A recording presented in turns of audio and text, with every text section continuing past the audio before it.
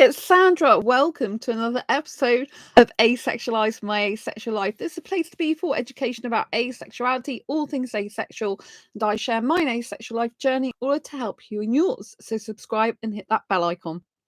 So, are you an asexual person who wants to find true love, who longs for a clear platonic relationship, who wants some sort of relationship, and you're finding it really difficult? Maybe you're on dating groups or in dating groups, should I say, online dating groups, maybe in-person dating groups, and maybe you're in a selection of different dating apps and websites, or maybe you've just already given up, right? And you're just having a really tough time knowing how to stay positive and think, should you even bother?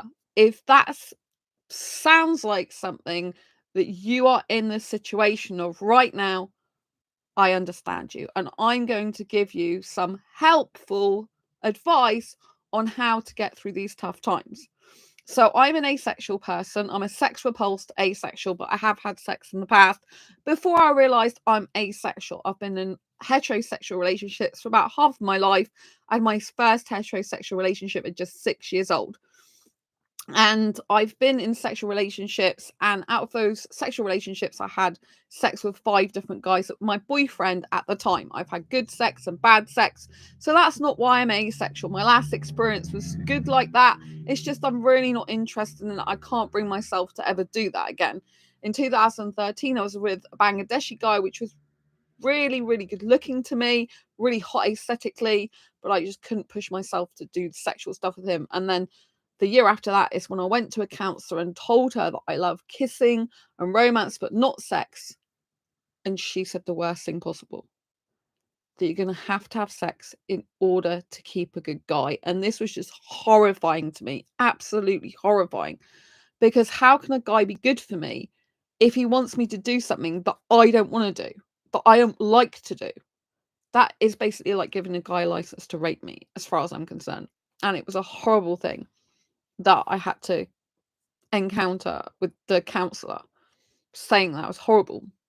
So I went home and googled I love kissing but not sex. It came up with asexuality.org, which is the biggest online forum for asexuals. And then in 2015, the next year, I started this channel to help asexuals. So that's some background about me. And so I've been on the dating scene since 2014. I'm on asexual dating sites, in asexual dating groups. I run 3 asexual dating groups of my own, one specifically to the UK. The other ones are one which is for people who don't want any sex whatsoever, and the other ones are for grey asexuals and demisexuals who may want sex in a relationship. So I also run a friends group as well for asexuals. And I have knowledge of what it's like on the dating scene because I'm on also traditional dating apps such as Badoo at the moment. And I've been on Facebook dating. I've had dates on there. And so how do you keep yourself positive? Because when you are not getting matches, or when the matches are coming through and not feeling good to you, they just like dead ends, as it were, like it can get very disheartening. It can feel like no one wants you. Why should you bother? And it is very disconcerting at times. So I still haven't found the right guy for a relationship for me since 2014, but I do have experience of the dating scene. So there are a lot of people that aren't going to be suitable for you on dating sites and dating apps. I follow some good traditional dating coaches. When I say traditional, ones that talk about relationships from a heterosexual point of view. And even those best coaches, particularly one, he says that 95% of the people you meet on dating apps or dating sites are just not going to be a suitable fit for you. And if you think that we're just 1% of the population, we're like 1% of those 5%, right? Of people that's going to be suitable for us. So already we do have less of a chance if we're a sex repulsed asexual. If you're an asexual person that doesn't mind having sex and you're okay to do that, you're sex favorable, it doesn't bother you one way or the other way you have it or not, and you don't really mind how much you have it, you're quite easygoing like that, laid back, take it as it comes, doesn't really matter to you, then you're not really going to have so much of a problem. But if you're an asexual person who's sex repulsed, who doesn't like sex, or who likes it or thinks it's okay to have it very infrequently, then it's a lot more tougher because the majority of people on dating sites are heterosexuals. However, on Badoo.com, for example, there's a category for asexuals, there's bisexuals on there, there's lesbians as well as gays. And so there is a variety of people. Pansexuals are on there as well. They aren't so in the masses. There's still heterosexuals predominantly on those. And obviously bisexuals, pansexuals, they're still attracted sexually to someone.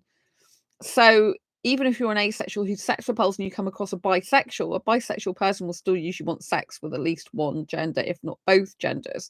They're attracted to two genders romantically. Basically, that's what bisexual means.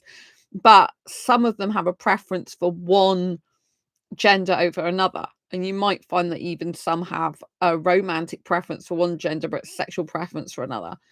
So it's all very interesting. It makes up the complexity of dating. They have to understand that there's also a lot of people on dating sites that have things like an avoidant attachment style where they're avoiding getting into a real serious committed relationship. They literally just want fun. They don't want to get too heavily involved with someone. They'd rather avoid problems and conflicts. And obviously, if you're having a serious committed relationship with someone, there's going to be problems, difficulties, conflicts coming up. And that means that if someone's avoidant, they don't want to deal with those things. And so you're going to get people that crop up that aren't the right material, if you like, for a long, serious, committed relationship on a lot of the dating sites and dating apps.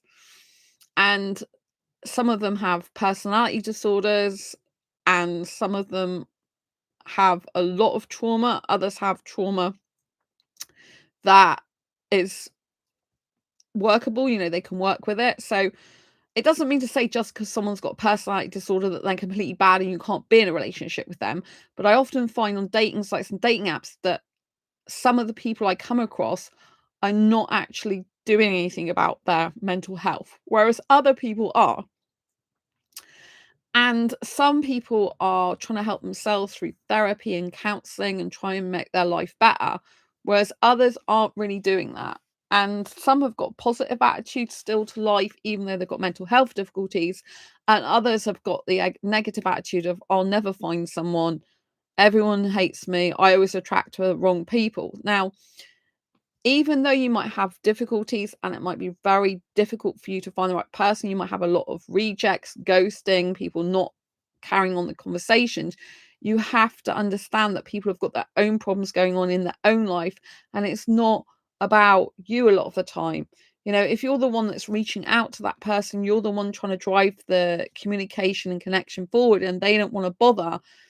They've done you an actual favor by going from your life and leaving it, because you don't want to be in a connection with someone like that, because they're not going to be suitable for you. They're not going to be giving you the time, energy, and effort that you need, that you're willing to give someone else. So we have to understand that people have got a lot of problems going on in their life. Some people have just come out of relationships and they're going on to dating apps or dating sites, which is not a good sign. Because if they're doing that, it means they've not given themselves time to heal from the trauma of a breakup or the grief of a breakup, or they're not really being present in a relationship for the person they're in a relationship with. Because if you break up with someone, if you truly have feelings, emotions, and care about someone, then you're going to have some upset and some pain for that. And you're not really going to want to be in a relationship again with someone else, maybe to stroke your ego, maybe to give yourself a self-esteem boost.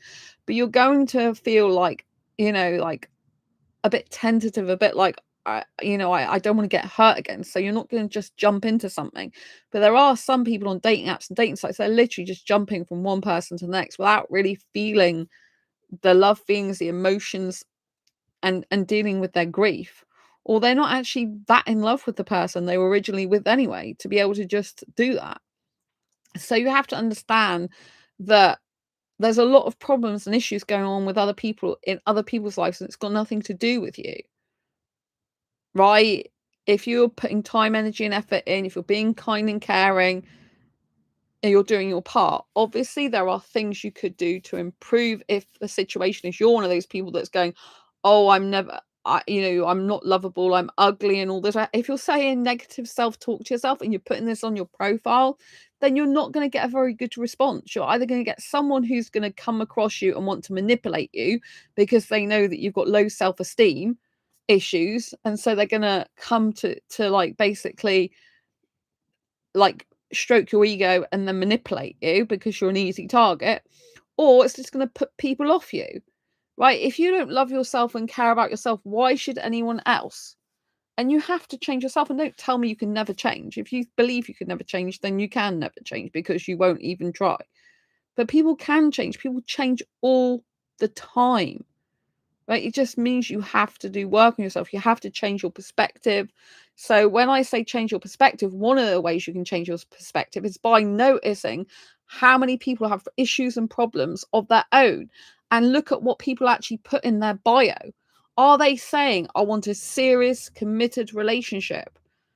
If you're looking for a serious, committed relationship, or are they saying in the bio, I just want some fun? I don't want anything serious. If a heterosexual is saying they're just looking for friends, one is they don't want commitment because they think friends is not a serious, committed relationship. And two is a lot of the time that's friends with benefits. So we have to, as asexuals, understand that heterosexual connotations, meaning, and language is different to an asexual person. So an asexual person, if they say they want friendship and they really want to get to know someone as a friend, that's going to be a lot more genuine the majority of the time than someone who's on a dating app saying, I just want to be friends, because that means friends with benefits usually. And if you look at it as the fact that a lot of people have got a lot going on in their life and it's their problems, it's not all you, then you can relieve some of that pressure off yourself to know that it's not all your fault and it's not your responsibility if other people aren't stepping up to the plate and communicating with you properly. And they have actually done you a favor by leaving your life. I know it's difficult for you to accept that. It can be very hard, but one of the ways you remain positive is thinking that person's done you a favor. Because think of the alternative, right? This person stayed in your inbox, but they were giving you like little scraps of information about themselves, or they were giving you little tidbits going, hi, how's your day going? I mean, I got someone on Badu at the moment, he's barely saying much to me, and it's just literally chit chat. That's all at the moment. I've kept that going because I'm like, okay, let's carry on this conversation, which is going nowhere really. But I've just done that kind of maybe as an experiment, or because I'm okay just talking to that person and not having an emotional attachment to them right now. But obviously, even if you give a little tidbit of information out, you're still going to have a little bit of attachment there, you know? And at the moment, it's not really going anywhere, but they are keeping in contact with me every day. But it's I don't even know much about them. You know, so that isn't an ideal scenario, but you've got to understand what stage you're at right now in your life. Like, do you want to do dating to get into a relationship, or do you want to do dating just to chat to people? Like, what is your goal? What is your why right now? And then you have to align the reason why you're dating at this particular time in your life with the people that you're connecting to. So if you are just looking for chat, then make sure that you're looking for people who want something casual, who want something that's just like general conversation, that it's just not that bothered about relationship. But if you're looking for serious committed relationship, then look for people whose bio has a lot more information in it. Like they've made an effort. They want you to know some things about them. If someone says in their profile, I don't know what I want, or I don't know what to write here, then they haven't thought about the other person's feelings. They haven't thought about what a relationship would be like. They haven't got to that stage yet. So they're not in that mindset. And so in order to keep a positive mindset, you have to understand that not every rejection has anything to do with you. And if someone rejects you, they've done you a favor by removing themselves out of the equation of being the right person for you in your life. So this is one way you can stay positive. Another thing is like, okay, say you just gave up dating, gave up looking for a relationship, and you just completely gave up. Would that truly make you happy? In your heart of hearts and your soul, would that truly make you happy? Could you honestly say for the rest of your life, you're happy to be single, you never want to be in a committed relationship, and that's fine. You won't be sad, you won't feel lonely, you won't feel depressed about it, you won't want it, you'll just be so happy, and you won't even give it a second thought. If you can say that, fine, then you don't need to date anymore, do you? You just walk away with your head held tight and don't bother.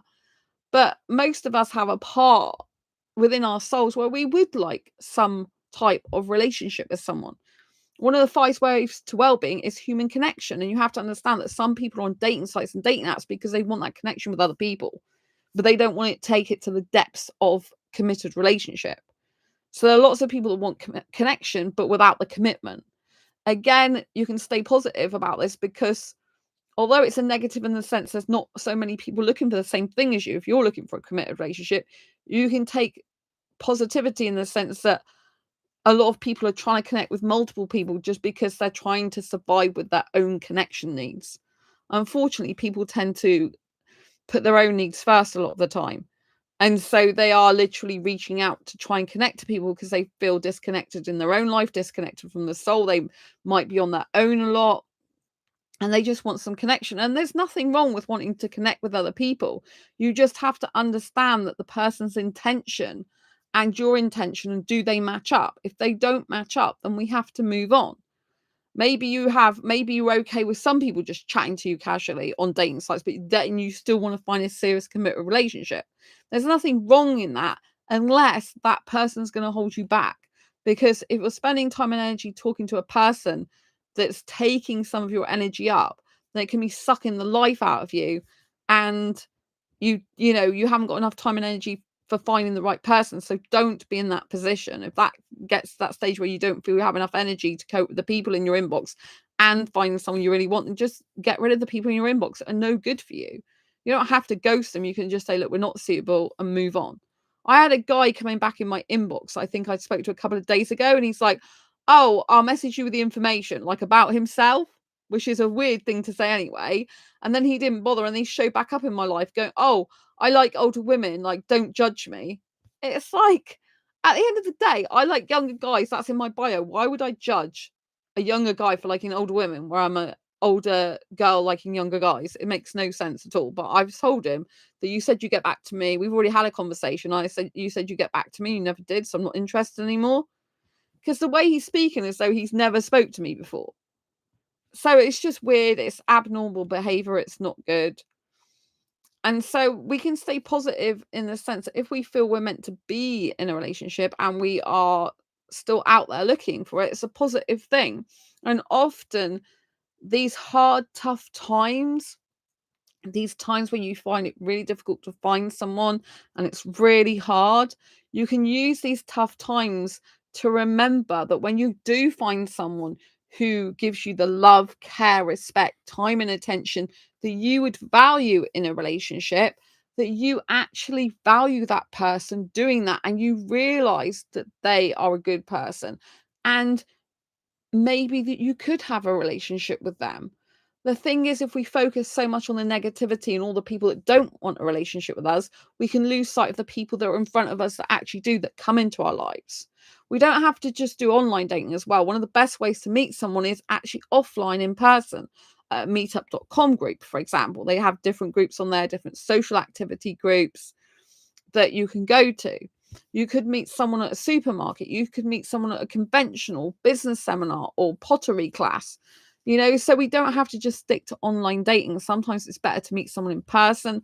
I would always recommend video chatting with someone first. And one of the ways you can stay positive is you can think about the positives of online dating, for example. And the positives this is, it helps to hone your communication skills. It helps you to practice communicating with people from all different walks of life. Because online you get people from different cultures, people from different religions, people from different backgrounds. I find it very fascinating to hear what people are doing for a job.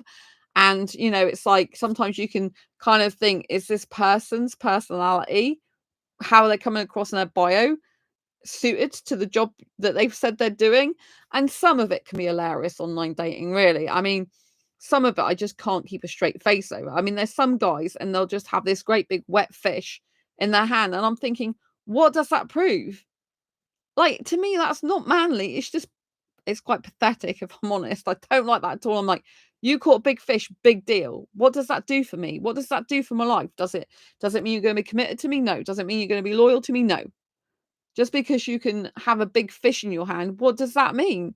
Doesn't mean you can do anything for me or help me or have a healthy relationship with me just because you caught a fish. It says absolutely nothing apart from, like, I just see those and think you look like a right dickhead, to be honest, because it's pathetic. It's like, that's all you can do for your profile is stick a big fish on there and copy other guys that do that. To me, it's just a load of crap. I just like, and I've got there's one guy and he's wearing stuff on his head. He's like, "Oh, I come this way. So if you want to match with me, you have to have all my headgear as well." And there's some people that just like, I don't know what I'm doing here. And it's like, and you go through all these mirage of guys and guys for me because I'm into guys, and they're just so stupid. Some of their profiles, like, I don't know what to put here. I don't know why I'm on here. Like, someone save me, and it's just like I go through some of them, I'm just laughing my head off.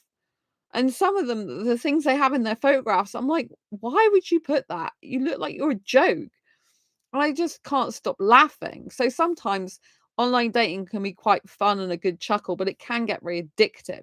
So in order to stay positive, you need to give yourself time away from being on the dating app and dating site. Force yourself to go to bed if you need to, go and watch a movie, go and take yourself out, but make sure you focus on your own hobbies and interests and keep your own passion for your life and the things you do alive. Because if you get into a downward spiral with dating, it can suck you in to a depression.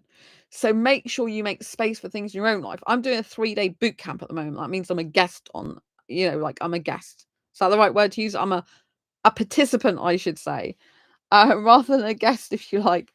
But I'm basically doing a boot camp. I'm not one of there's coaches they have there. I'm not one of the coaches. And it's been nice because I've got some positive feedback about the way I speak, so that I'm a bit more confident about doing my talk in Oxford now.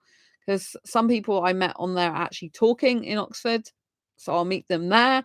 And one person coach said, like, even if you forget some of what you're saying, you've got such a good energy about you that you'll still be able to like entertain the audience. So that's really good. I'm really pleased with that. I'm really happy about that.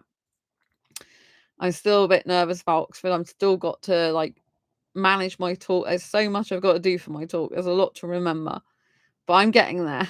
So yeah.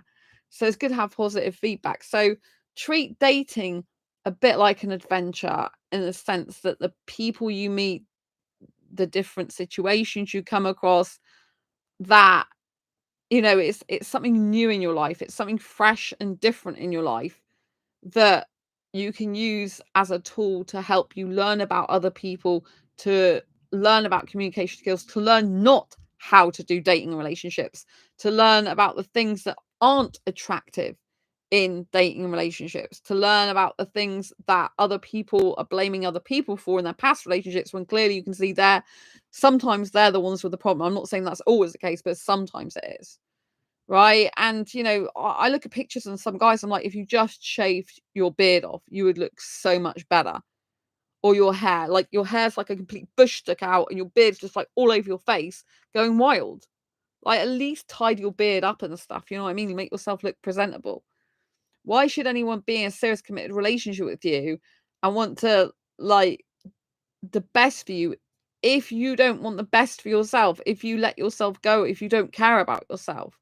Right? You have to have a degree of care about yourself. You're not going to be happy every time. You're not going to always be able to be completely self-sufficient because people need people, We live in a community society. We don't live in isolated pockets, although it feels like that a lot of the time.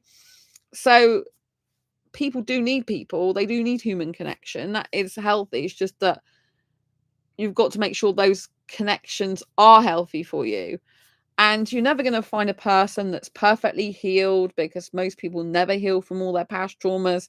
You're never going to find a person that hasn't got some baggage or some difficulties in their life, because everyone's got that. But it's like, can you work with those difficulties? And whilst you're waiting, or maybe waiting's the wrong word to use, but while you're living your life in the hope that you find the right person, make sure that you're the right person for you, that you give yourself a ton of self-love, that you are working on your own goals, ambitions, and dreams, that you are reaching for your own stars in life, that you are filling your life and cup up with so much stuff, activities, social things. Sometimes though, you will find you come across someone's profile and they're doing so much stuff in their life, you're like, when are they ever going to have time for me? So for me personally, I like a guy who's doing some things in his life, because that makes it interesting for him, makes it interesting for me to talk to him about. and it's good. But if I see completely a long list where he's got his every day nearly booked up with something, to me, it's like, well, how is he ever going to fit me in his life? So you have got that to bear in mind. Sometimes it can be better to go for someone who's doing less things in that life because they got more time for you than someone who's doing 55,000 things, especially if you're a person who's doing 55,000 things yourself. Right. But if you're a really laid back, chilled person, then maybe you want someone who's a go getter, an action taker, who's got a lot more going for them in their life because you want your life to be vibrant and energetic together. So you can kind of like feed off their vibe more. But you've got to bring something to the table. You like got to ask yourself when you're looking for a dating relationship, what value can you bring to a person? It's not about taking all the time and saying, what can this person do for me? It's like, what can you do for them?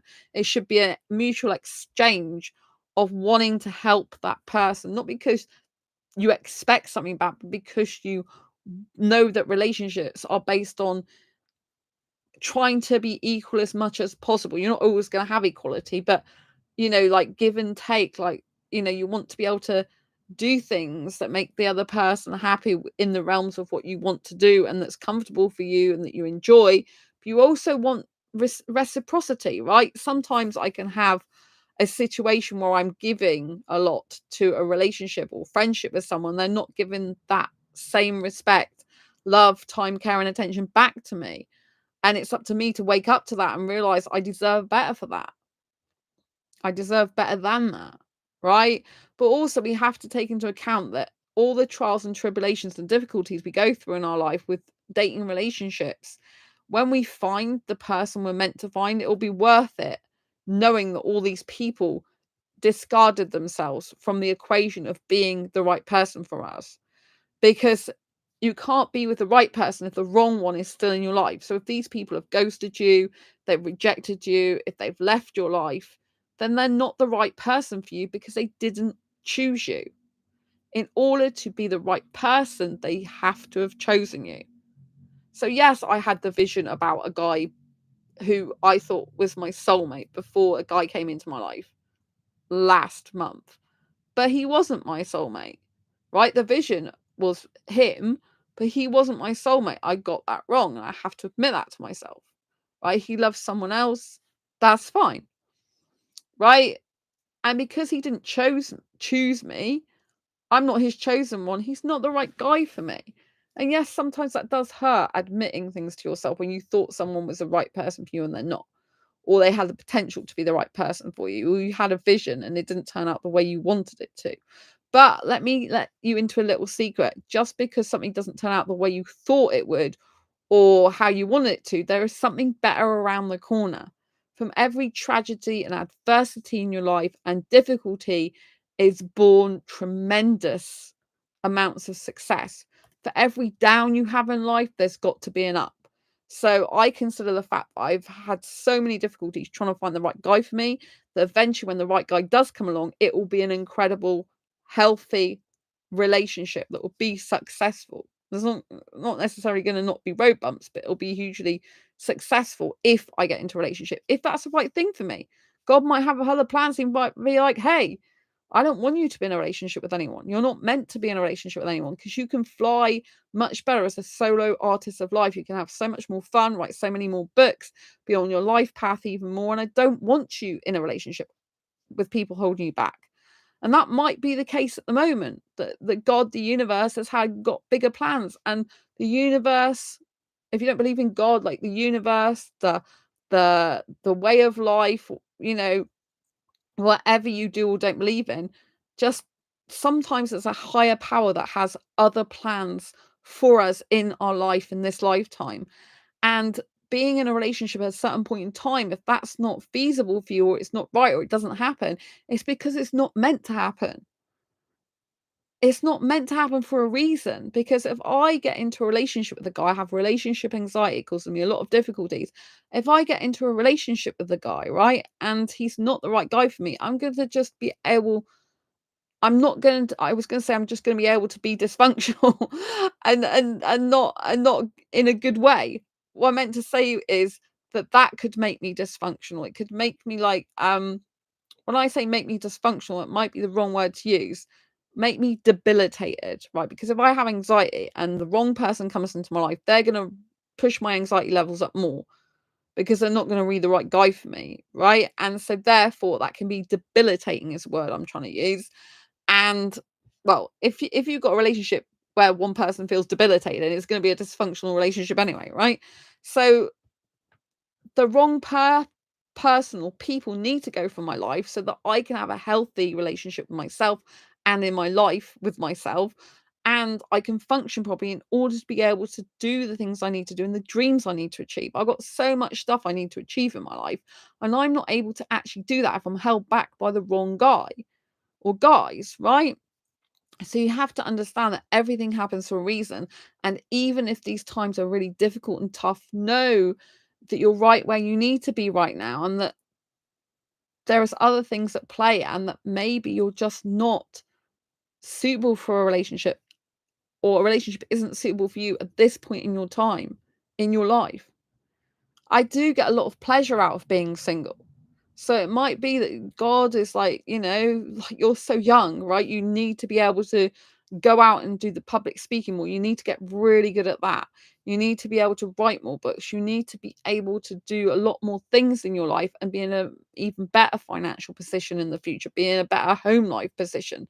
You need to do lots of other things and stepping stones in order to be a better person for yourself and for other people. And then you'll find the relationship of your dreams.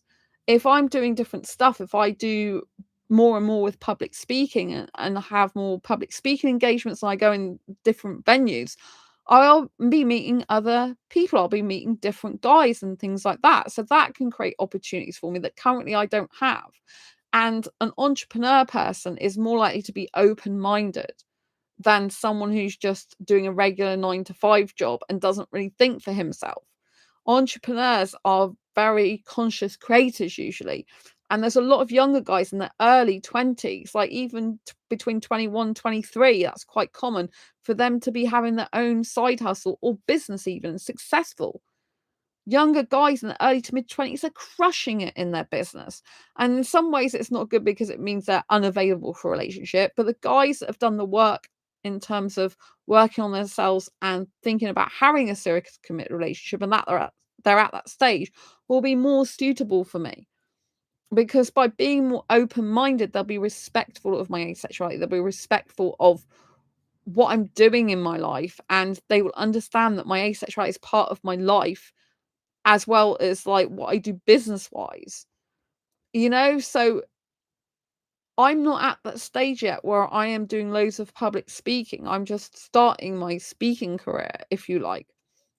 And so it might be that years down the line, I do meet the right guy for me, because the guy needs to be able to be open-minded, not care what others think, be very kind of strong and powerful in his own right, and know what he wants. And he needs to be able to acknowledge my asexual identity as not just my identity, but as my identity online and throughout my whole life of what I do. Because obviously I publish books for asexuals. I'm working on Asexual Guide to Sex still, Diary Confessions of a Hyper-Romantic Asexual book, and I've got this other workbook, which I'm writing for my club, which I haven't actually done any work on for a while. So I've got 3 books that I'm working on for asexuals at the moment, and there's still a lot of work to do. The Asexual Guide to Sex really needs to come out. I wanted to get it out before Christmas, but it might be next year now. But all these books will lead to different opportunities of being able to go on people's podcasts. It will lead probably to some speaking engagements, to other things that I'll be doing in my life. And so there's still a lot of places I can go to do things. There's a lot of places that you can go to do things. There must be some things that you're interested in that you haven't actually taken to another level. So if you like, for example, Star Wars, why don't you go to a Star Wars convention where you can meet like-minded people, and you might find there's someone there suitable for a relationship for you? Some people find that at Comic-Con, is that what it's called? So, like, people that are into comics and stuff like that can go to something I think called Comic-Con, and there's various conventions, basically like superhero conventions and all types of things, Star Trek convention. And if you go to one of them, I've seen people meet their partner through these type of things, through mutual shared interests, right? And so there's still a lot that you can explore in your life. You can take yourself off to a different city, maybe go for a holiday there, maybe hang out in the bars and stuff like that. You can go to do different activities and events that you haven't tried before. You can go with a group or on your own. There's still a lot you can do. Like I can go to different Bollywood events, for example, in the UK. I've not been to any outside my city yet, right? I could decide that I would go and have a mini break somewhere in a certain part of the country that I've never been to. All these create opportunities for me to meet different guys that I've never met before.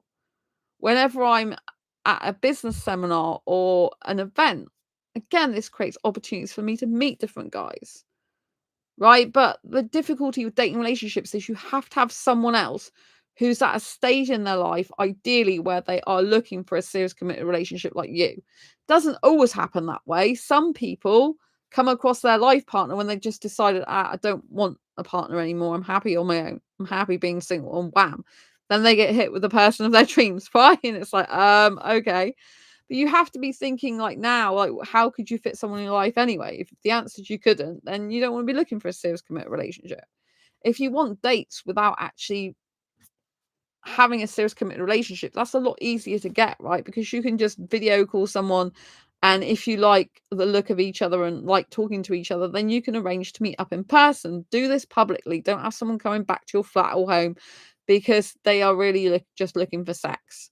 And if you refuse to have them in your home and they don't want to see you publicly, you know then that they're not really interested. They're just interested in the sex. So bear all this in mind. And you can stay positive by taking regular breaks from dating, not spending all your time looking for someone online. When you realize you're getting addicted to it, stop, maybe for several hours or a few days. You can cut it off completely for a bit. So on Facebook dating at the moment, I've completely taken a break because I got so sick of the guys lying on there. And if all your mindset is these guys are liars, then you're going to get more and more liars, because what we focus on expands. So a way to stay positive is know that not every guy out there is toxic, or whatever gender, swap forever gender. So not every person you come across is toxic. Not every person is going to be bad. Just some people are not a right fit for you. Right? And this is a positive thing, because you know then that not every person is a bad person. So it gives you hope that you one day can meet someone who is suitable for you. And if you give up, then you miss out on a potential good date or good relationship. So don't let those people, those that have come into your life that have given you a bad experience, control your life. Don't allow them to influence your mind to say you cannot find someone suitable for you. Because then you're letting the people who are bad, negative, toxic win. You're letting their dark influences influence you into believing you don't deserve true love and you don't deserve a good person when you do. So don't allow them to rule your life for you, to rule your dating and love life. I openly admit I haven't found the right guy for me since 2014. We're now in 2023. This is 9 years I haven't found the right guy, and you could say, why is that? One is because I am actually very happy being single. Two is I have a huge relationship anxiety. Three is I do attract the wrong guys quite a lot of the time. Sometimes it's their personality that's not good. Sometimes they've got narcissistic abusive traits. Other times they're just not suitable. We're just not compatible. Being a sex repulsed asexual, I tend to attract a lot of the really highly sexual guys that have a high sex drive that would love to have sex with me every day. That's kind of like the stage they're at, most of them. Some of them 3 times a week, but the majority want it regularly, right? And that's what I attract. It doesn't mean to say I'm always going to just attract that person. You have to understand there'll always be people attracted to you who are unsuitable for you, as well as those that might be suitable for you. There'll always be bad people attracted to you, as well as good people attracted to you. Because if you're an attractive person, you are going to attract different types of people. And if you listen to law of attraction stuff will say, oh, we attract what we are. But that's not just true. We attract what others need and what others want, because people think of themselves. And if they lack love in their life, they're going to be attracted to someone who's giving love out, because you're going to be like a magnet for someone who needs love. If you are a person who's healed yourself quite a lot, and there's a person who's unhealed, and they see how you've turned your life around and you've healed yourself a lot, they're going to be attracted to that, because they're going to be like, hang on a minute, that person's done it. And if they want that themselves, they'll be like, how have they done it? And I want to feel some of that healing, right? An empathetic person attracts a narcissistic person because the narcissist is drawn to someone who will give them compassion and sympathy and empathy and be kind and caring and loving towards them, because they lack self-esteem. They sometimes have self-loathing, and also a lot of them, they have the need to have themselves put on a pedestal and raised up. So if an empathetic person comes along who's very kind and caring, who likes to raise that person up and praise them, if the person in front of them is a narcissist, the narcissist is going to revel in that and big themselves up in their ego, right? And so they're going to get that narcissistic supply, the supply of, oh, this person likes me and they want me, and it's big for their ego, right? But you could equally get a good person that likes praise in a healthy way. So you're not just going to attract narcissistic people, but you don't change your personality just to suit someone else. Just because you've had narcissistic abuse, you have to change some of the things you do and don't do, and say, like, if you've got a narcissist who keeps coming back into life, you have to just block them and not speak to them, right? Because they don't deserve that, and it's bad for your health. And most narcissistic people do not change. If they got narcissistic personality disorder, then they usually never completely change. Someone with narcissistic traits could either eliminate some of those or reduce them. But if they're full narcissistic personality disorder, it's an actual disorder, right? So you've got to be careful of that. So although you don't change yourself, or you don't stop being an empathetic person, if you're around a narcissist, you kind of have to cut yourself more from being empathetic around them and sympathetic, not giving them that supply. And that's really hard. You don't want to stay around a narcissist.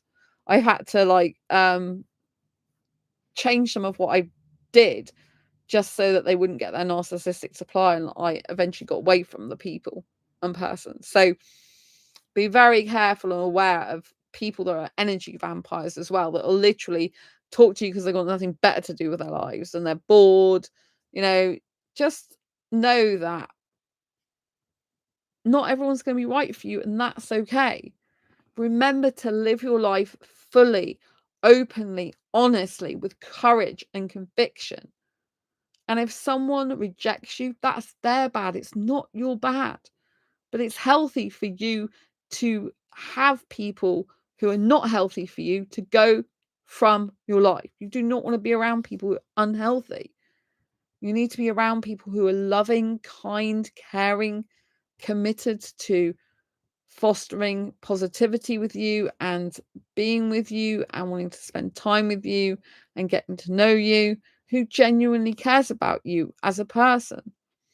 We will meet a lot of people in our lives that we may feel really sorry for. And it's difficult when you're having those situations crop up. It's really hard.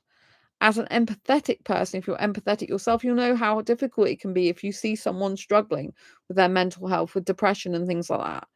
But if being in contact and communication with that person is not any good for you, then you need to let that person go. If they're not be able to provide a healthy, serious, committed relationship, and that's what you want, rather than someone to just share difficulties with, then you have to move on from that person. You can't repair someone and fix someone. That's up to them to fix their life. It's up to them to understand that they have to change themselves. They have to change their life. It's not up to you to fix them or fix that scenario, even though you might want to. If you're a kind, caring person, you don't want someone in pain. You don't want someone to hurt. I think that's a really difficult thing when you're an empath. Because I come across some guys on dating sites and their mental health is very difficult. And I understand that because I've had mental health problems myself and I still have anxiety myself. And I want to reach out to them. Or sometimes I want to cuddle them and I want to just tell them everything's going to be okay. But, a lot of them have got self-destructive thoughts like, oh, I can't find a good person. And it's like, some of the people that are saying that to me, it's because they're cut off. They cut their emotions off. They don't want to open up. They don't want to talk. They don't want to share any secrets. And so it's like, okay, well, I can't even get into your life. I can't get into your world, not only superficially, right? And it's difficult because some other people do share stuff about the difficulties they've gone through. But if the difficulties they've gone through or going through means it's going to be detrimental to your own health and it's not going to be a healthy relationship for you, then you might have to leave that person as well behind. Yeah, they have to look after themselves. So people are at different stages in their life, and it is difficult out there. It's a minefield, dating is. But you have to know it's a minefield for a lot of people, not just you, right? It isn't a reflection of you that you can't get into a relationship with someone or find someone for a suitable relationship. It's just the way things are. And there are steps you can take to better your chances, which is to literally eliminate people who are not suitable for you. That is one of the things you can do. And also get on with your life, fill your own cup up, be doing things that make you laugh, such as watching comedy show, being with friends, get support of people who do love and care about you so that you don't feel so lonely, left out, or neglected, or what the hell's going on when you don't get someone for dating and relationships. Understand that a lot of people on dating sites don't want something serious. So if you do, then you're kind of barking down the wrong tree to a certain extent. But you can go on loads of dating apps and dating sites. You don't have to limit yourself to just a couple. I've only ever been on a few, right? So I'm currently in dating groups on Facebook, and some are asexual, some are non-asexual. I'm on some asexual dating sites, and I'm also on Badu, which is got it's a dating site, but it's got an asexual category, but can't filter by asexual. So that's the one I mainly use at the moment. I was using Facebook dating as well quite a bit, but I've stopped doing that for a while now. So I had my first really good experience of a video date just a couple of days ago. So that was good. That was a positive experience. So we need to remember the positive experiences we have from dating, because sometimes when we are not getting the relationship we want, we're focusing all the time on everything that's negative about dating. Whereas the positives are, you might have a very good date with someone, may not be the right person for you, but the interaction was good, it was respectful, it was honest, it was open, it was a caring connection, and you got to spend that little bit of time with someone in your life.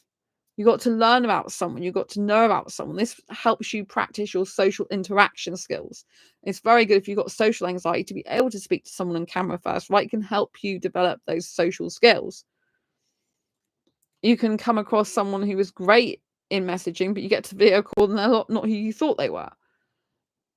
You can get to find out about different people's jobs. You can ask about their job, like what do they like about their job, like what's the hours like and stuff like that. So maybe it will help you in your own life journey if you're thinking about doing certain jobs, if they're doing a certain job, to find out about it. It's like being a researcher. So if you look at dating and relationships, like the dating scene as an adventure, as with an inquisitive mind, with an open mind, with a learning mindset, then you can have a better experience. Like, you're learning social skills, you're learning about different cultures and backgrounds, you're kind of doing research on what their jobs like and stuff like that. You're kind of like using it as an experimental thing in your life as well, where you're able to connect with different people and form some sort of opinion maybe about where you want to go in your own life. Maybe you're talking to someone who's got the most amazing job that you've never heard of before, and you're like, wow, I want to do that now. Or maybe someone's going to a conventional event and you're going to go to it. You've got someone to go with now, even. Maybe you end up being friends with someone from a dating site, but it doesn't lead to a relationship, and that's okay too. So there's lots of different things that can be good about being on dating relationship sites, and obviously there are negatives, but if we focus on the negatives all the time, then it'll just feel awful for us. But I do think it's good to take time out to de-stress from dating apps. It's good to take time out to focus on ourselves. It's good to take time out to do our own self-care, make sure we're eating nutritious foods, we're getting out for some fresh air. We're not focusing on dating relationships as being the be all and end all of life. And sometimes we do have work to do on ourselves. So we might come across someone and they might talk to us about something or point something out about ourselves, or just there might be some incompatibility issues there. And it might be something that you can work on. It might be something that you think, hang on a minute, this person would be really good for me if only I would be able to do this. And maybe it's something that's not going to be detrimental to you. Excuse me, it's actually going to help you in your life. So maybe they like going to gigs. and you've got social anxiety and you don't like being in crowds, right? But you love to go to gigs yourself.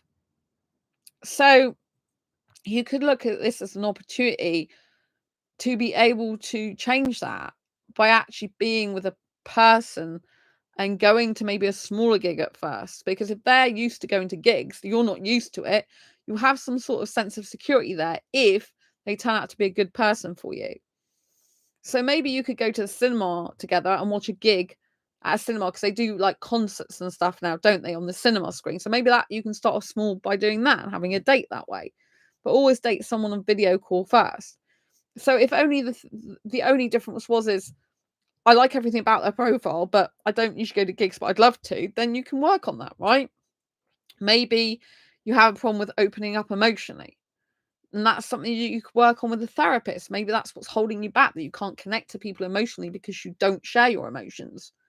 You don't share your thoughts and feelings. Maybe you're not in tune with them. So maybe you need to look inside yourself and think, I need to get some therapy in order to be able to be in touch with my emotions, in order to be able to have an emotional connection with someone. And this is going to help me find a more suitable relationship, or find someone for a relationship in the first place. Maybe there's going to be something that you could be more flexible on. So maybe, for example, you want a tall person, right? I don't care about height. But maybe, you could go and be with someone who's a bit shorter than you. And you have to get through that mindset and thinking, that's okay, I can be with someone who's shorter than me.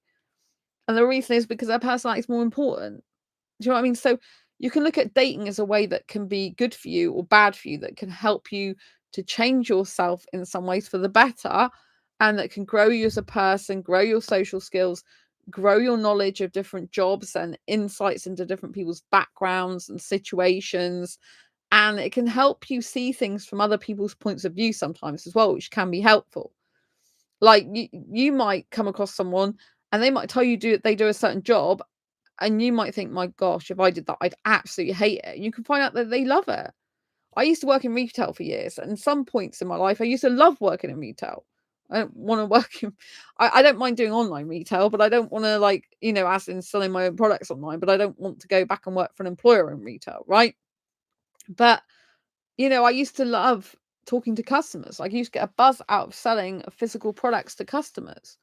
I used to love that. I used to love interacting, getting to know them, getting to sell them stuff, and turning a browser into a buyer. I used to be one of my fortes, right? And I used to get a buzz out of it. But there were also downsides to it as well. But some people might absolutely hate retail. I know people who loathe retail, they can't stand it. And so you might find you come across someone who's got a job that you might think is horrible, and they might love it. And so that gives you different insights and perspectives into life. You might find that you come across someone who challenges your mindset, but in a good way, to improve it. You might find someone who just comes into your life that's a lot more supportive and validating, even if they're not the right person for you. And you're like, wow, I've got people I know in my life that are unsupportive, unvalidating. Yeah, this person who's a stranger is validating me. Something's kind of wrong with my friendships. Like, these people in my life currently aren't true friends if they're not validating me, but yet a stranger is. What does that say about your current friendships? They're not good. So when I had a guy the other day, like a couple of days ago, on a video call, he was very validating. He was very good at praising me, about being happy for me and my accomplishments, even though we weren't the right people to be in a couple in the end. But that was a good experience because he was very validating. He was very praising. He even praised me about what I do with cooking, because I hate cooking. I told him I buy paper plates to save on washing up. And he's like, wow, that's a really good idea. I said I buy tinfoil trays as well and put all my food in the oven in tinfoil trays, save on washing up again. And he's like, wow, that's a really good idea. Now, other people, like guys I've had, they're like, got like a type of face on, like it makes them angry I do that, or they don't see the point in it, or they think it's really stupid, or they don't understand why I do that, or they expect me to cook for them, so that's why they get peed off with me saying stuff like that, right? But he didn't. He was like praising me. Oh, Jonathan, nice to see you. So he was like praising me. He was praising me for my resourcefulness on being able to cut down on washing up and stuff like that. So you can use dating as a way of getting feedback from people that's positive about you. It doesn't all have to be negative. And you can also have it as a opportunity to be able to see where connections in your own life was actually not good. Because sometimes when you connect with someone online, a dating app or dating site can actually be a better connection than someone you've got a connection with in person. And you can be like, hang on a minute, this stranger is more helpful, is more supportive, is more happy for me and validating than the person that's been in my life a long time.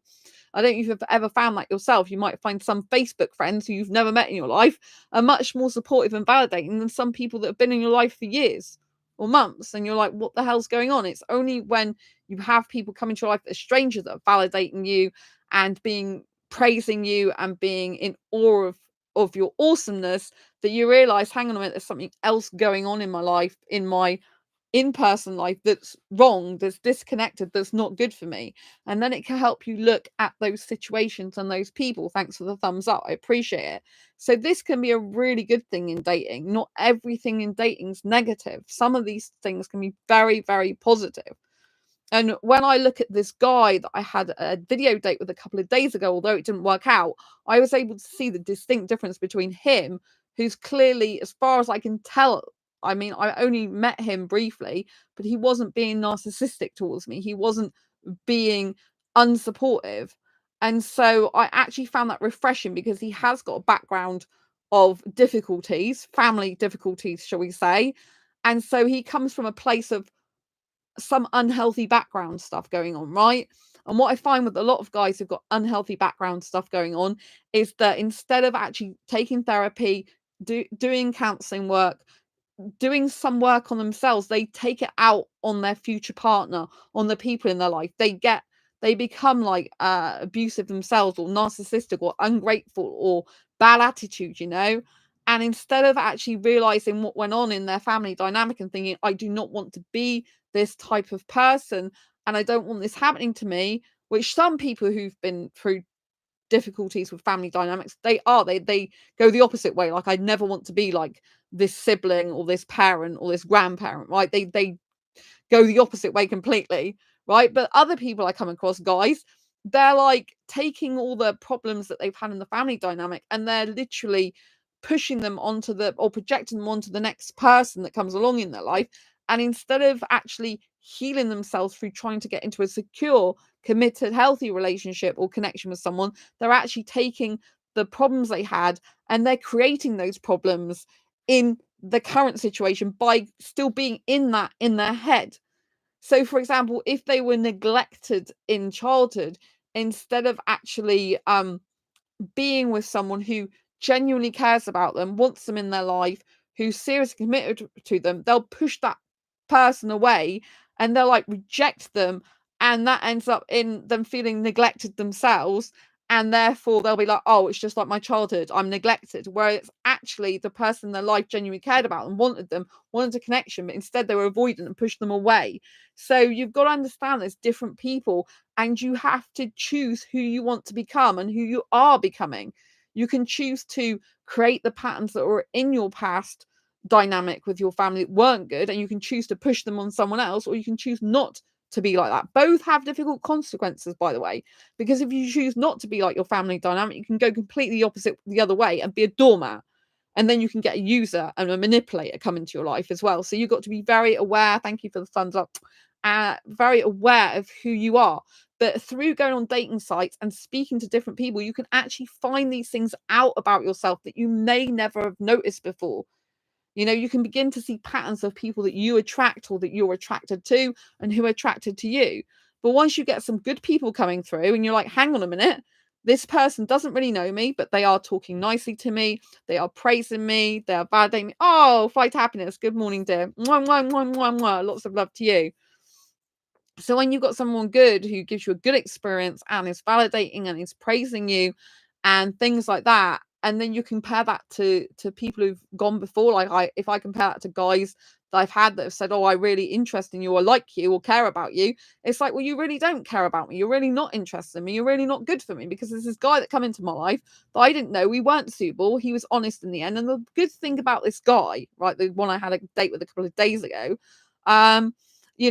he said to me, it's not fair to me for him to carry on like with the date, because he said he's a guy that has a high sex drive, and it wouldn't be fair to me to, carry this on, like get into a date and stuff. So this was really good. Not very often do you hear of a heterosexual guy saying to an asexual girl, it's not going to be fair on you, which is the asexual person, if I try to get into a relationship with you or date you and I've got a high sex drive and that's not going to be suitable for you.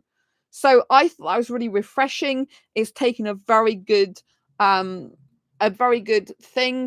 So a lot of the time in the asexual community, we know that a lot of people, like such as heterosexual, be going, oh, it's so unfair you don't have sex with us, you're depriving us, why are you doing that, you're so selfish, blah blah blah. And this is some of the horrible things we get heterosexuals saying, that we're depriving them, that we're unfair to them, that we're denying them their right to have sex with us, which is simply not true, because it's our body, and if we don't feel love through sex, and we hate sex and we don't like it, then actually it's self-abuse if we're doing something with someone else that we don't want, like, or need.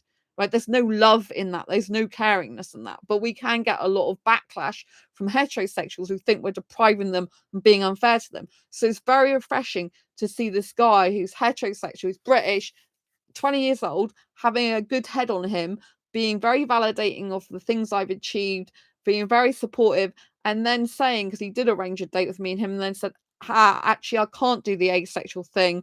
I do have a high sex drive. I'm only 20, so it's not going to be suitable for me.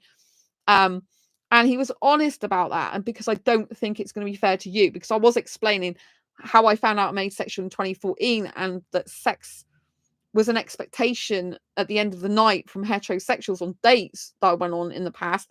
And that became too much, that I was almost wetting myself. So I did tell him this. I felt like he was okay to talk to, even though I didn't really know him. I felt I could be open and honest with him, and I could tell him this stuff, right?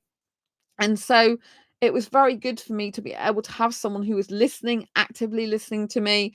And if you compare him to the other heterosexual guys, the foreign guys, for example, that I've been interested in, he is a lot more attentive. He's a lot more listening to me. He's a lot more open and honest. He was a lot more caring in that way.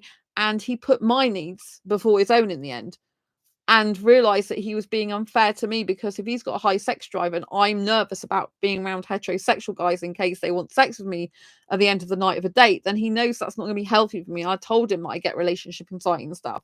So he realized that it wasn't good for me, and he took charge of that. He said, I really like you, but this is a situation. And he said, afterwards I said, okay, thanks for being honest with me, and wished him good luck and everything. And he said, yeah, I just want you to know, for what it's worth, not it's worth much now, but he appreciates all my accomplishments. He's proud of me for all my accomplishments, and that was really good. So when you have those positive experiences, we need to hold these in our mind, because if we're having a lot of negative experiences, it can make it really difficult for us to believe there's any good in the world, believe there's any good people. You kind of get into the state of mind that is everyone toxic, but we must hold on to these really good experiences in our minds and think, what was good about it, right? What was the good situation? Open, honest, caring person, didn't use his difficulties with his family dynamic in a future connection, didn't use them with me, was still caring and open with me, didn't use his mess in his life to put that onto me, right? Wasn't narcissistic, wasn't aggressive, wasn't displaying any horrible traits. I don't think he was perfect at all, far from it, but I don't think he was displaying horrible traits. I think he was a nice guy, right? And I really appreciate that time with him, even though things didn't work out between me and him. I appreciate the fact he liked an older girl as well. That really helped, So take these good experiences and remember these, and remember what was good about them, so you can compare it to the guys that are just not living up to that same basic standard and right that you should have. It's your right that you should have someone who's talking to you respectfully, who's talking to you in a kind, caring way, who's actively listening to you, who respects you and your time, who respects your sexuality. Right? This is good that this guy respected my sexuality. And if you get some guys who respect your sexuality, you can accept your asexuality if you're not suitable, right? It bodes well for you. It's a positive thing, because you're like, there are some guys in the world that accept my sexuality and asexuality. Maybe we're not right, that's being open and honest, but there are some people who are accepting. And that's a good thing. So you can take these positives, and when you have bad experiences, you can just think, but I had this good experience, and keep remembering the good experience, keep remembering the good times, right? Because if someone comes into your life then that's not so good, you're going to notice it a lot more and a lot quicker. You're going to be like, hang on, this guy wasn't behaving this way like an asshole with me. Why are you doing that? Right? And if I think about the guys that haven't been suitable for me, most of them have been selfish. Most of them have been thinking about themselves, even though they think they're not thinking about themselves. They really are thinking about themselves a lot of the time. They're not being kind and caring towards me. They're not really accepting me. They're not that praising of me. They're like trying to push me into other things or looking at other guys and stuff. I'm like, what the hell's going on with that? Right? They don't value my worth. This guy who I had this video date with, I felt he really valued my worth. I felt he was like in awe of the work I do. I felt he was really supportive of that in the short time I video called him, and I felt like, wow, this is good. This is a really good experience. My first date on Badu, it wasn't an in-person date, it was a video date, because I said I will not meet up with a guy unless I video called him first, right? So always do that. But it was a good experience on Badu. It's the first really good experience I've had on there with someone who was actually really interested in me. And the first video date, first date full stop on there. There was an Indian guy who I would have been suitable for had he been asexual, or if I was not asexual. Basically, he said to me, I wish you weren't asexual because I love sex every day. That's what he said to me. He was Indian, and we had we did a quiz together. So you can do like quizzes sometimes on Badu. It's like 5 questions. It's like playing a game. They haven't done it for a while. Now you can just ask questions like in chat.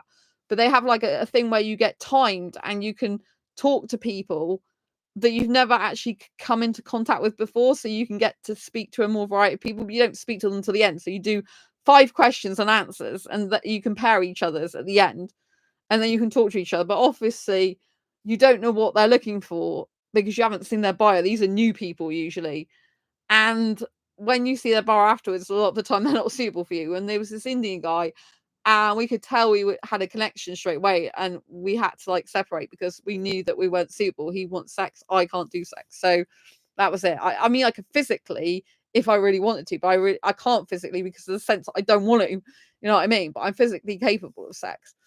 Jonathan, to play devil's advocate, people have different ways of caring / love languages. Words of affirmation might not be one of them. It's not for me.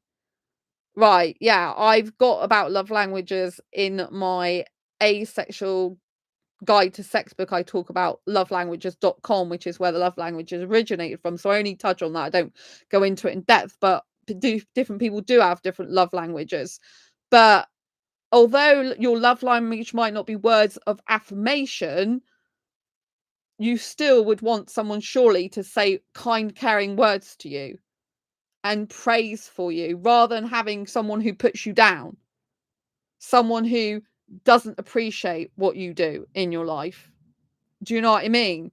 So even if words of affirmation aren't a love language, it's basic respect that someone should be in a healthy relationship. Someone should be supportive, kind, and caring. And actually, words of affirmation and love languages, we go to love language, you're supposed to speak in the love language that the other person wants you to talk in. So obviously you said you don't like words of affirmation, not your love language, but most people want people to still say nice things to them and about them and to them. Like, say you said something that you like in your life and someone's like, I hate that. Like, what do you like that for? It's not going to be good, is it? If someone says, oh, that's really nice, you like that, you're going to be feeling a lot better. It's a healthy communication, even if someone doesn't like what you do, or or doesn't agree. Like, if someone doesn't really love what you love, you're still going to want some positive talk. There's certain standards that you should have for healthy communication and healthy discussion and healthy relationships. And obviously there are love languages, but there is basic respectful stuff. And yes, one of my love languages, my second love language, is words of affirmation with physical touch, actually. My top love language is quality time. But if I am even talking about healthy relationships, a healthy relationship is supportive, it's praising, it's lifting you up, it's making you feel good, it's validating you. These are like healthy traits. Quality time is also my top love language. Oh, that's great. Yeah. Yeah, that's my very top one. It's interesting. I've got exactly jointly second words of affirmation and physical touch. They're the same. I got the same score, identical for both of those two. And then I don't know what the other two is. Acts of service and gifts, but I can't remember what order they're in. I think it's so acts of service next and gifts last. I don't remember. They weren't that high on my score. So I do talk about this, but people should be still like praising people as part of healthy relationships, not putting people down, right? And so maybe someone who's not got words of affirmation of one of their love languages wouldn't need that as much as someone who does. But you want to be looking at the language people use. You don't want to be going for someone who's a narcissistic person. A narcissistic person, for example, will pay backhanded compliments. One of the things they'll do is go, "Oh, you're so intelligent. I'm surprised you didn't know that." That is a backhanded narcissistic compliment, which is not a compliment. It's an actual horrible thing. It's a very underhanded thing, right? You don't want backhanded compliments. Someone who says nothing to you, doesn't praise you at all, that's not going to be very healthy for you, because people in general in life need validation. It's good to validate yourself more than get it externally. But if you've got a relationship that's invalidating, it's not going to be healthy for you. So there are things that people do that are invalidating, that are not good and healthy, and they're things that people can do to be a lot better. And obviously you need to be speaking the love language of the person that is you're verbalizing things. So I thought love languages meant that people I give my love language to someone else, but it's actually what the receiver wants. But also, if you've got a love language of your own, you're kind of going to want to use that as well. So if someone's love language is acts of service, I'm not really into doing acts of service. But say someone's love language is acts of service, I'm meant to do acts of service for them because that's their love language, right? But they might do a lot of acts of service for me because that is their love language, and they might like doing that for me. So it becomes a bit complicated, but you're supposed to do what the other person wants, their love language. So if I like words of affirmation, then person needs to praise me. Like, but it's not just about praise. No, words of affirmation can be I love you, I really care about you, I want you, I adore you, and all this lot. Whereas you can just have basic, like, like if you do well, if you win like a trophy, something, congratulations.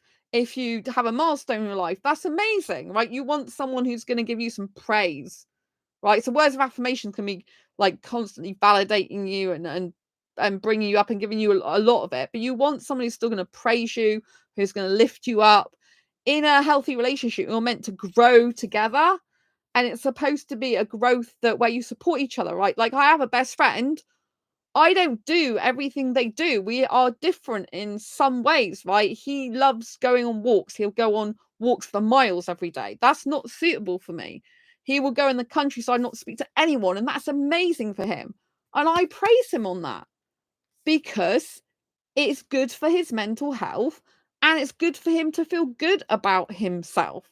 It's good for him to hear someone say, "That's amazing." That's absolutely, there might be someone else that wouldn't do that with him, right?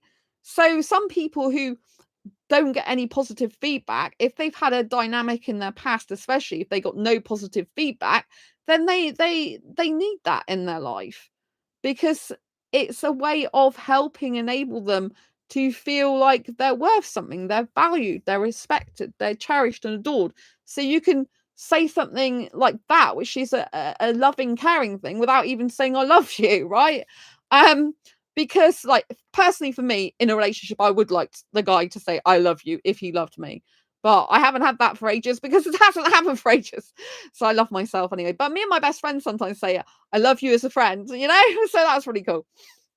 Um, but yeah, you know, if I compare the guy I spoke to a couple of days ago compared to some of the other guys, then you can see a distinct difference. Like, one is respect, one is putting the interest of the other person first, even if they really like that person.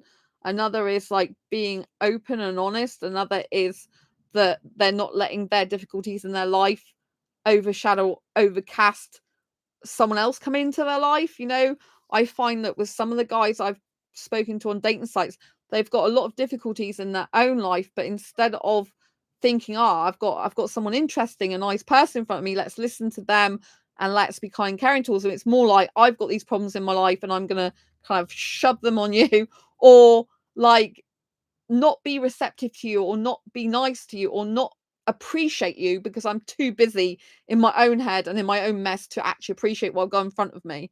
You know, it's about valuing someone, it's about respecting someone, it's about realizing the person that you've got in front of you. I've mentioned this before in like the last few weeks about, I see some people in relationships and they're so busy talking about how they feel like lonely, and they're in a relationship. It's like, if you feel lonely and you're in a relationship and the relationship is not helping you to not feel lonely, you need to sort your own life out, right? Going to counseling or therapy, right? Because if you are in a relationship and you're constantly saying you're lonely, even though you're in a relationship, how do you think that it's making that person feel who's in the relationship with you? It's like rejecting them. It's like saying, it doesn't matter if you love me. I don't care. I'm still feeling lonely. It's feeling sorry for yourself, and it's being very like inward. It's not appreciating what you've got. It's not being able to soak the love up. And that is usually a trauma response that needs to be sorted out. It needs therapy. Because if you can't accept love, a lot of people can't accept and receive stuff, then you need to work on that. I went to a business seminar years ago called Millionaire Mind Intensive, which I know is going off the love situation, but there is a point to this. And they were teaching us about how to receive things, right? Because they said most people get embarrassed about receiving things, especially if they weren't given things as a kid, or they weren't complimented, or they weren't, you know, like they were made to feel like they don't deserve things in their life. They feel worthless in some way. And so they feel like they're not worthy of having things, right? But if you are a person who likes giving stuff, so a lot of givers don't actually like receiving. I like both. But a lot of givers might not like receiving because they're like, oh, I'm not worthy of receiving. You have to understand, for every giver, there has to be a receiver to willing to receive the thing that other person is giving. So if you're give, if the people who you were given to didn't want to receive that thing, how would you feel? You'd feel rejected and hurt. So if you are a person who's come into someone's life and you're giving them this love and you're giving them this care, and you're actually in a relationship, for example, with this person, and yet you're pushing them away, going, oh, I'm unloved and I'm lonely and all this, like, you're literally pushing them away. And if you've had trauma where you felt like in the past you weren't worthy of love and you weren't worthy of care and you weren't worthy of receiving things, you're just creating that trauma again for yourself, and you're pushing away the person, which eventually they're going to walk out of life because they're going to get fed up with it, and you're going to be re-traumatized and be like, see, this always ends up like this. A lot of the people end up in a similar situation to what they did years ago in their life, because it ends up creating in the current dynamic, because they haven't healed some of the past trauma and they haven't realized they're repeating those patterns again. And sometimes patterns repeat because you're attracting the wrong people again, because you're feeling you're not worthy. And other times patterns repeat because you are putting yourself into the situation that was in childhood and you're recreating it in that dynamic. So it's not always you that's doing that. Sometimes you can attract the wrong person, and other times you can be creating that dynamic that feels like it did before, and you push the person away. There's quite a lot of people who have an avoidant attachment style and they push people away, but yet they really want the commitment, they really want the care, they really want the love, and instead they just push it away. And it's like, it's not good for them. So you've got to like kind of like see what's going on. And sometimes by doing dating and relationship stuff, you can actually evaluate your life and yourself. You can reflect on things. You can enable to see more in depth the more you do it, if you're self-reflecting of what's good and what's bad, what worked well, what didn't work well. And you can use it as a learning curve to improve yourself and improve your own life, and to understand what more of a healthy connection and relationship looks like and what an unhealthy one looks like.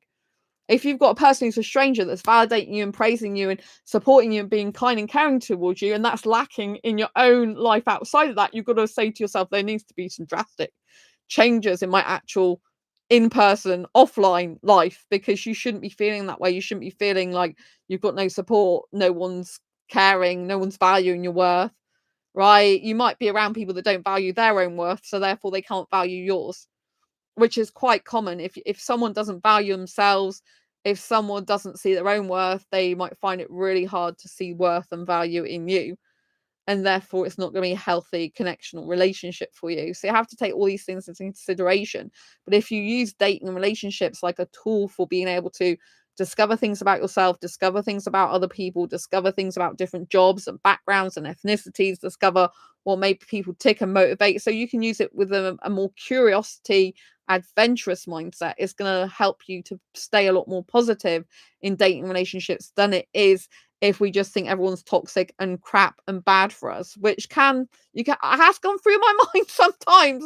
I'm not gonna lie, I'm like, but I always tell myself, like, you're a good person, Sandra.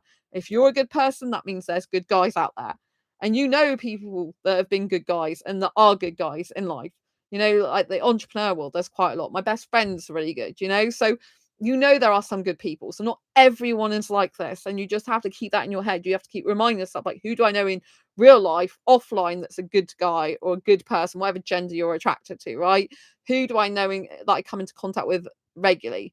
You know, Jonathan, seeing value in another person internally and actively remembering to communicate their value externally are two different things. Seeing value in another person internally and actively remembering to communicate their value externally are two different things.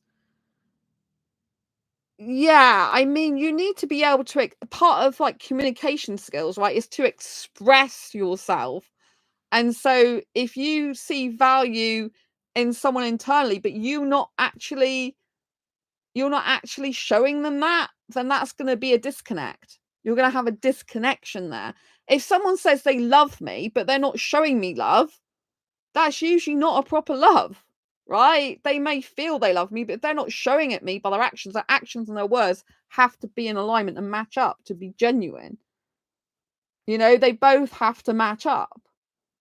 If they don't, there's a discrepancy there, a disconnect there, right? I might have people say they love me as well, and they don't really love me, right? So you've got to have, like, if you are having things internally, unless you verbalize them, a person is not a mind reader. They do not know how you feel. They can guess, they can assume, which can always lead to difficulties and trouble. So you need to be able to learn to verbalize how you're feeling about a person, to verbalize how much you care about them, to verbalize things. People are not mind readers. Years ago, I used to be thinking, I used to think a guy should just understand me. He should understand my moods. He should understand how I'm feeling. If I say that I don't want something when I really do, he should know that.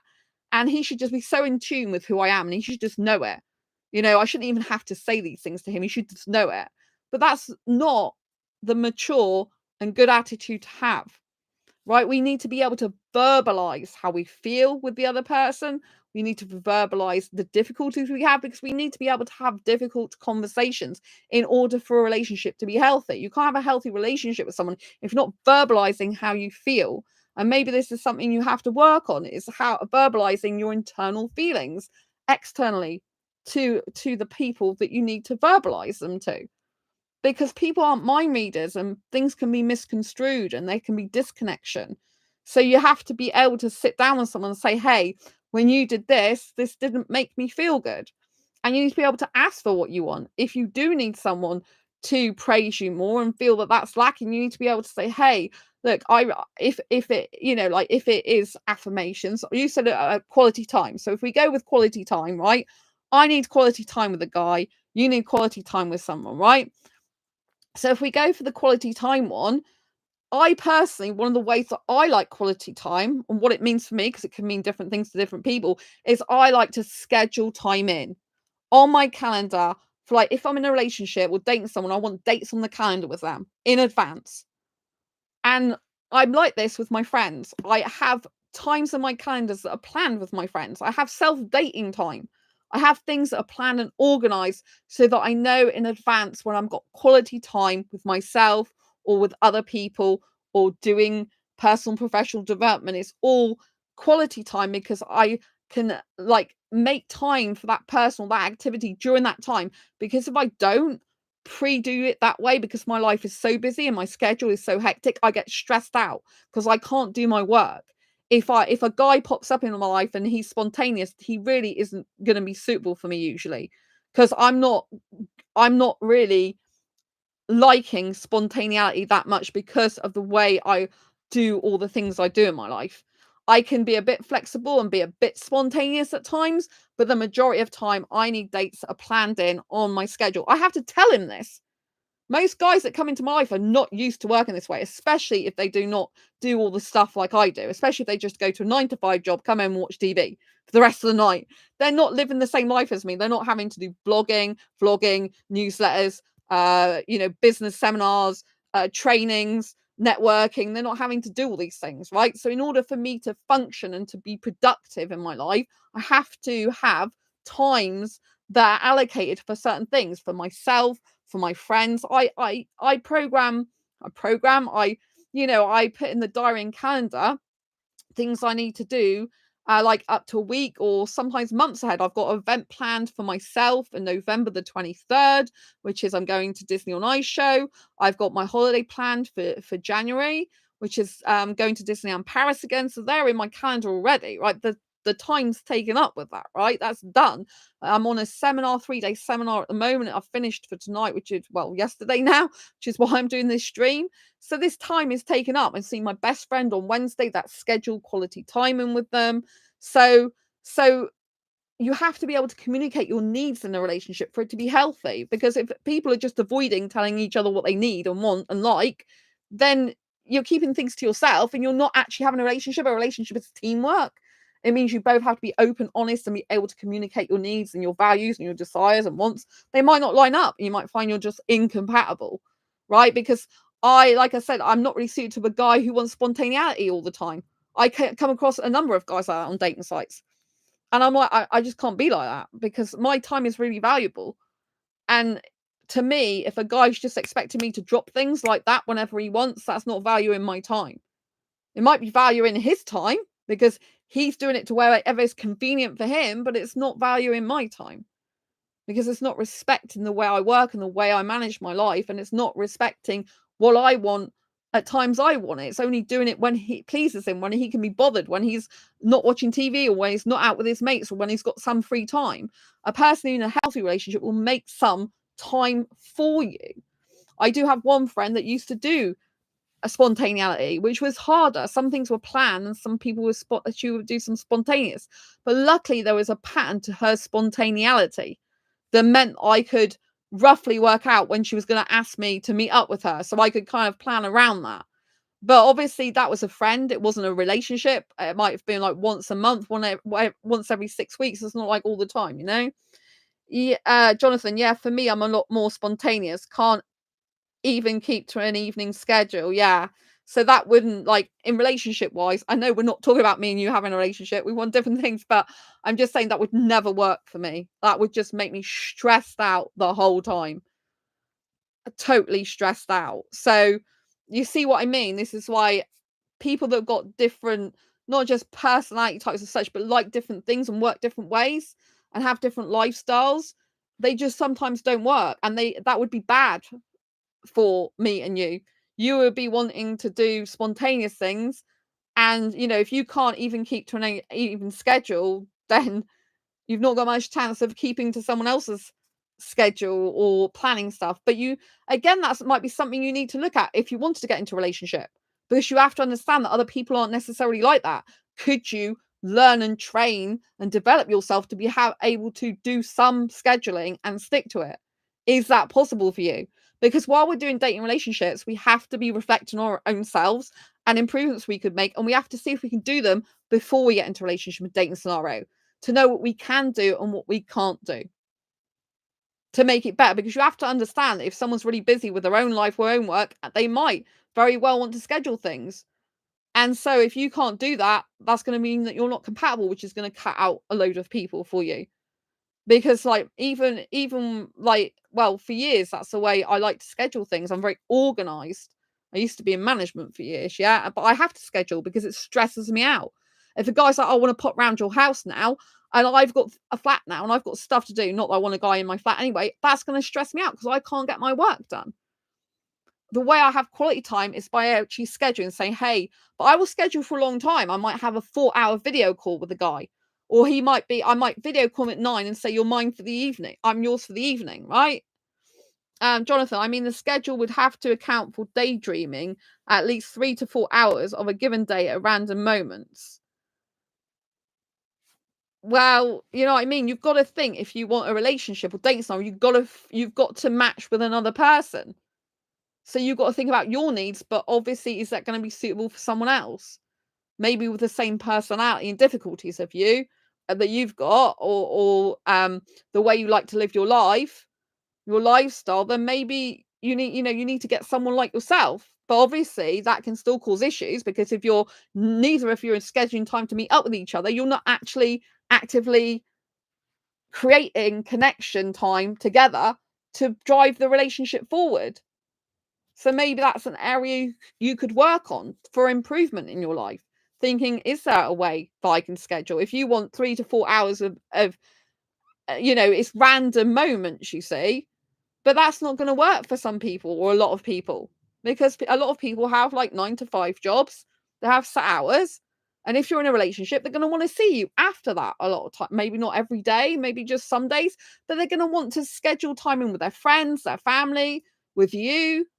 Do you know what I mean? So you have to ask yourself, like, have I got the qualities that people are looking for in a relationship? Is there any way I could change that?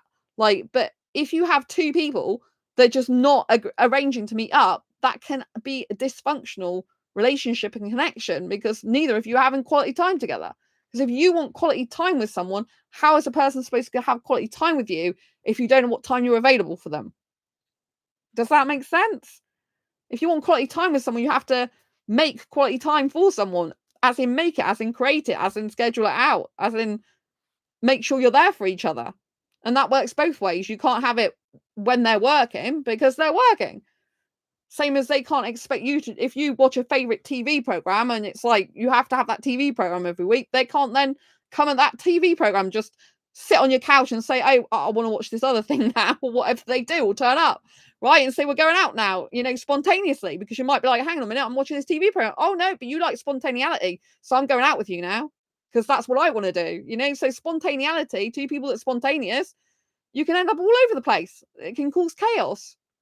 Because you're both like never meeting up, you're never communicating effectively, you're never having quality time together, or you're all over the place and you encroach on each other's plans. Like, well, I'm doing this now. Well, I'm doing that now. Well, I want to see you this time now. Well, I want to see you that time now. There's no structure to it. So you have to be taking all these things into consideration because you want a healthy relationship, which means 2 people need to be saying each other's needs and expressing them and coming to a middle ground. It's absolutely no good me having a guy who doesn't know when they're going to meet up with me. To me, that's just anxiety induces me. And it's like, well, I need to know I've got quality time with you. And if you just like want to like randomly meet up with me whenever you feel like it, that just wouldn't work for me. It's just chaos, absolute chaos for me. It wouldn't be healthy for me because it would really ruin my life in terms of like I would be a highly anxiety induced. I wouldn't have time to work on my work. A person could pop up unexpectedly. I don't like unexpected visitors come into my home. I don't usually have visitors in my home. I have my best friend now because he helps me with housework and stuff like that. But for years, he didn't even come to my home, So you've got to bear in mind, if you're looking to have a serious committed relationship, how are you going to change yourself to be able to get into a serious, healthy, committed relationship? Often people have to do work on themselves before they get to that stage. They have to realize there's some things they need to change about themselves in order to be able to get into a relationship, for it to be healthy. Loads of people can do dysfunctional and unhealthy relationships, but it takes work, active work, to be able to get into a healthy relationship. And people don't like the word work and relationships, but that's the way it is. Like, people have to work on anything they want in life, otherwise you don't progress very far, you know? So it was weird because the Indian guy that ended up loving someone else in the end that's not suitable for me, he was like spontaneity. And I said, well, if you're going to meet up with me, then I need to actually know when that is so I can plan my schedule around it. Like, if you want to go somewhere with me and do something, if you want to be my friend, because at that point we're talking about being friends, if you want to be my actual friend, that means meeting up, right? And if we're going to meet up, I need to plan that because I've got other things in my life that I need to do. You know, it's like you invite me saying, oh, we could go for a midnight walk, but then didn't take any action and follow through on that, right? I said only if I feel safe, because I didn't feel safe sometimes around him, which is another reason why it's good that we're not seeing each other anymore, even as friends, you know? But you know, my point is I can't have quality time with someone if they don't know when they're available, if they expect me to just drop everything when they want to see me, if they just like spontaneity, which means there's no actual structure to them seeing me. That's not quality time. That's just like random whenever he feels like it. It doesn't work for me. You know, it depends what type of person you want to attract. If I want to attract, for example, a high quality guy who's got his own business or who works in a corporate job, you know, he's going to have his life structured. He's going to have his shit together. He's going to have his schedule together. He's going to have time that he's got to do his work. He's probably going to be having time where he's like got arrangements with his friends to play golf or to go and like watch a movie or to go and do an event together. He might have some team building exercises going on with his job. He might have to do some event planning for his job. He might have to do something out of curricular activities for his job. If he owns his own business, it might be working different hours. If he works for the NHS, he might be doing 12-hour shift and only gets 2 days off a week. You know what I'm saying? So you've got to think of the other person that you want in your life and how is your life going to fit into their life? How your lifestyle is going to blend together? But this is also true of friendships. If you want to develop a long-term committed friendship that's a close friendship, for example, you're going to need to both be able to fit into each other's schedules. Like, my best friend does loads of walking. He'll dedicate like 4 days usually a week to walking, right? He needs to know in advance when me and him want to meet up. He usually plans that with me a week in advance because he needs, when he's going to walk, he does walking for himself, for his mental health, and he doesn't want to see anyone really. He just wants to walk by himself, right? And he does up to 20 miles a day. But he needs to know his own schedule of when he's going out walking for those days for his mental health. If I'm like, oh, well, I'll get back to you like nearer the time, he doesn't know what the hell that means. He's not going to be able to go for his walks and just think I'm walking these specific days. It's going to be thinking, well, that's no good for me because I need to walk 4 days a week. And then he plans to see his friends and he plans to do other stuff, help his mum or whatever. He needs to know. I mean, we're booked in for seeing each other on Wednesday. Both booked it in. No one is coming on the train. He usually comes on the same train. So that's a set thing. Goes back around the same time. So it's all like routine. But we had to plan what day because I am going to be speaking at Oxford University on the 23rd of October. And I'm going away on the 22nd of October. Now, I want to see him before that time, and he wanted to see me, but I want somewhere that's not too early in the week. So I haven't, you know, so it's too long before I see him next. But I didn't want it too late in the week that I haven't got time to practice my talk and to also do my packing and get all the stuff together I need for my trip. So, you know, the middle of the week suits us both. And then what I had was the letting agency. Oh, I'm coming to do an inspection on that day. The one day that I chose to see my best friend, they're coming to inspect the flat. So I said, well, I can't, it's not a very good day for me because I explained about my friend and sometimes we're staying in, sometimes we're going out. He's got social anxiety, so it's not going to be good.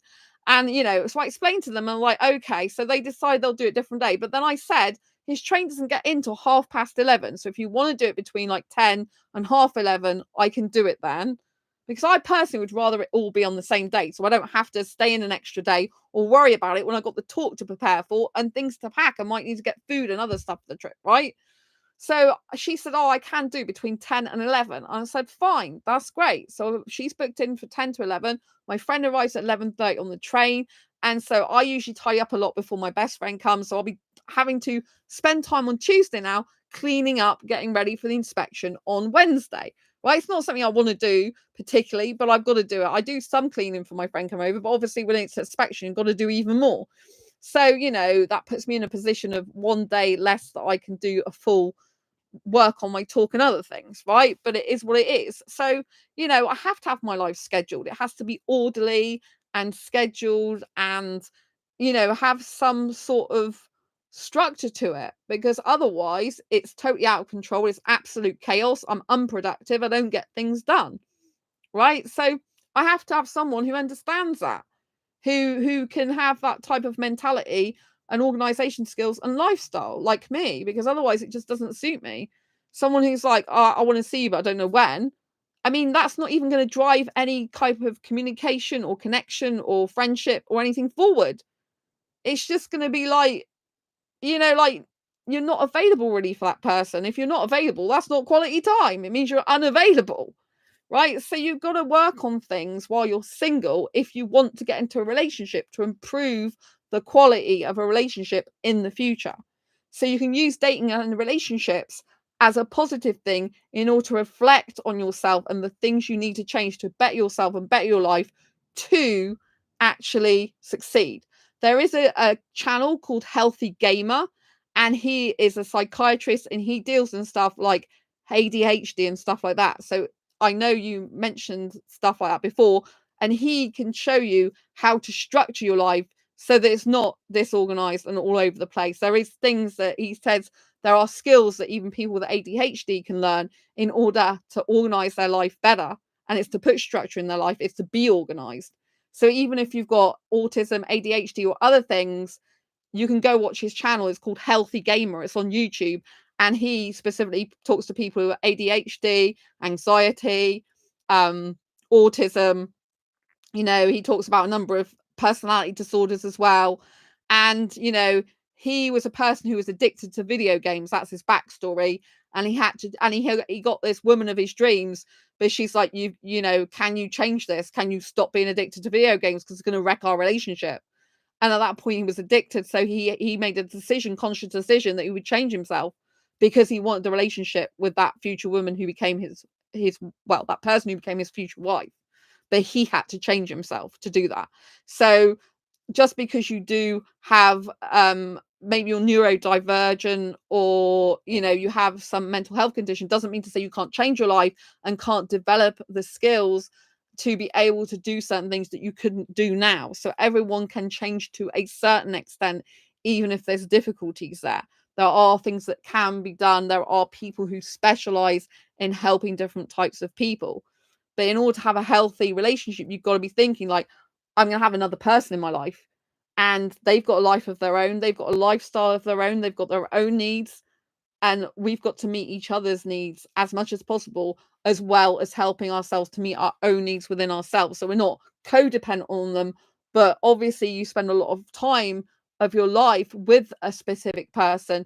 You're going to need to be able to be complementary to each other and be able to have a degree of communication, contact, and healthy working relationship as a team in order to drive that forward. If you're not having regular contact communication and everything's haywire and all over the place, it'll be just disconnected. You'll feel like, well, it's not really going anywhere. You know what I mean? It's you both have to put time, energy, and effort into things. And we can use this dating and relationships time to be able to reflect and say, hey, I got some work to do on myself. It's not going to be easy. And I suggest working on yourself before you get down the road of, being with someone else. Because if you need to change things to be with other people, then you need to work on that first, right? Because it can be hard and you need to know your limitations, or it might take you like a couple of years to get where you need to be in order to be in a healthier relationship with someone. It might not be an overnight fix. A lot of these things take time, don't they? And we're all in different stages of our life, but I do find it very difficult. I mean, there was one guy who lived in Exeter and he wanted to see me nearly every night. It was like, I can't do that. Right. I have my own work to do. I have my own life to do. I don't usually go to sleep till 4 a.m. I'm working. Like, I'm happy to schedule time in for you, like a couple of days a week or whatever, but I need to be doing all this stuff because it's my career. You know, you've got your career, you do whatever you do in the daytime between 9 and 5. I've got my career, and my career, you know, the stuff I do starts late at night. It goes on throughout the night. That's the way I work, right? I have to have someone that complements that or understands it, that can work with it. But obviously, if you're two people who have completely different working lifestyle schedules and you can't ever meet up, the quality time will never happen. And if both of your love languages are quality time, that's not going to be good. Or even one of, you know, if mine's quality time and I can't meet up with the person because, you know, they just schedule's just not on my schedule, it's going to be no good, right? You have to have quality time together. You have to have quality communication, scheduled time to see and speak to each other, you know, an intentional life. You need to have intention for any relationship and dating scenario. Like, how would a relationship work on a day-to-day basis is something you need to ask yourself. Something people don't think about. They go on dating sites and they don't know what the hell they want. I'm like, how are you going to have a healthy relationship with anyone if you don't have an intention for what you want that relationship to look like? Like, how often would you see the person? When would you see the person? How would you fit that person into your life and lifestyle? Like, if they're staying over your home, where would their clothes go? Is there shops they can get food from, or would you need to buy food for them? Like, do you want to do cooking and cleaning for them, or do you want them to do it themselves? How much time do you want to spend around their place? Do you want to share a place? Do you want to have separate rooms? Do you just want to be guests in each other's homes? How does that work in practice? Right? How much communication would you need? How much would they need? How often would you need to see each other? Would you need video calls? Would you need audio calls? Would you need messaging in between? Like, what's your favorite method of communication? How often? How frequent? All this stuff you need to know. What's deal breakers? Is it kids? Is it marriage? Is it living together? Is it no sex? Well, obviously, all of those for me. I don't want marriage, don't want kids, don't want sex, and prefer to live separately, you know?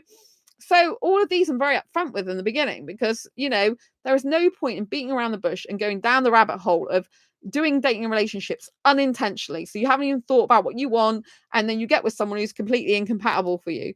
And then things fizzle out. And why? Because you're completely incompatible with each other. Whereas you could have just had a conversation up front saying, do you want this, that, and the other? No, okay, that's not going to work for me.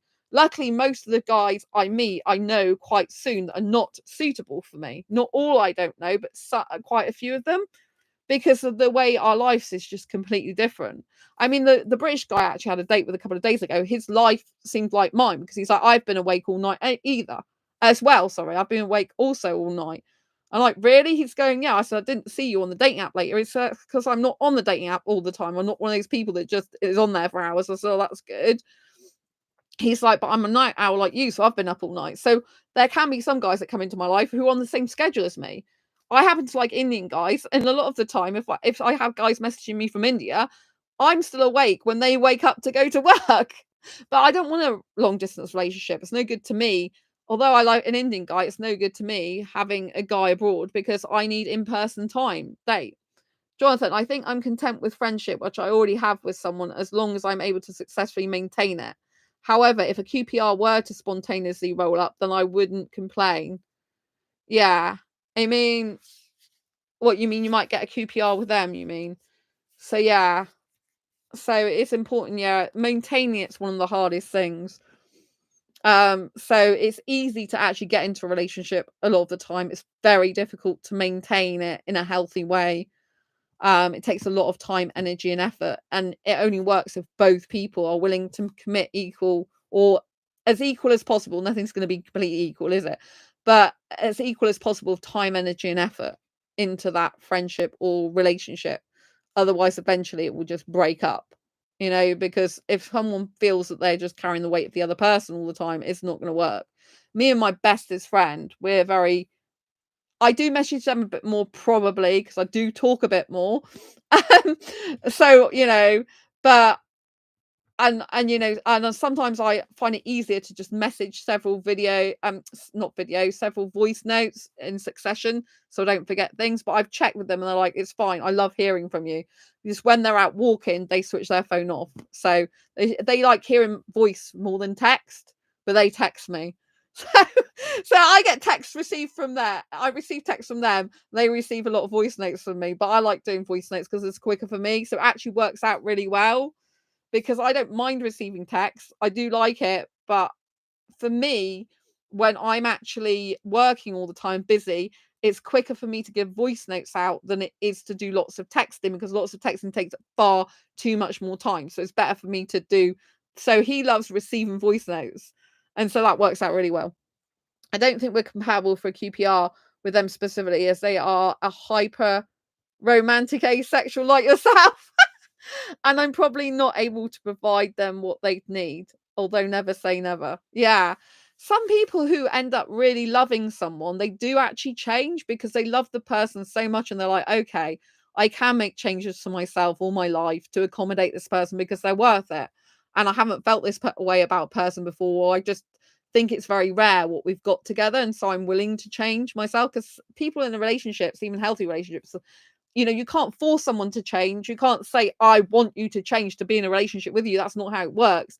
But you can ask them, like, if there's something that is difficult and that's not going to be suitable, and maybe it's only one thing, you could say, like, would you be willing to change this thing? It depends what it is, obviously. You can't start cutting body parts off and stuff like that. That'd just be no good, right? You don't want to be doing stuff like that. But like I could ask a guy saying, are you able to be more organized and be able to schedule video dates with me, for example? Is that something you could possibly do? Or are you just like, so you just don't like that type of thing? Because if you don't like that type of thing, it's not going to work. But it's much better if I can find a guy who's like that in the first place. I don't really want to be saying, can you be like this? I'd rather have a guy that's naturally like that. But sometimes, like, people don't understand things about themselves, or don't think there's any different ways of doing things because they're not used to it. Like, I didn't live an intentional life years ago. Years ago, I used to do like a job, come home and watch TV. That was my life. I was addicted to soaps. I was addicted to TV. I don't have a TV license anymore. I don't watch TV, right? And so that was my life. And so I understand that old life. And that type of person wasn't scheduling stuff in as such, but she still, if she saw I didn't really used to have many friends, but if I had a friend, like, I guess, like, when I was like a really young kid, like, if I had a friend, it would be nearly neighbors, and we would more drop around each other's homes. But if I was to stay over a house, I'd still usually probably, some of the time, I think, I was staying over. Otherwise it was more spontaneous. But like, I like, since like the time, like, when I left home and I got into a relationship, I was living with the guy, so I saw him every night. It wasn't a case of having to arrange to meet up with him because I was living with him.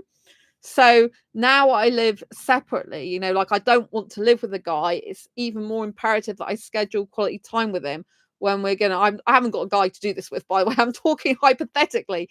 Like, when we would see each other, have stuff planned together, because if you're not living with someone, your communication can like, it has to be even more, how can I put it? It becomes even more important to communicate effectively and to spend quality time with each other if you're not seeing each other 7 days a week, if you're not living together, for example.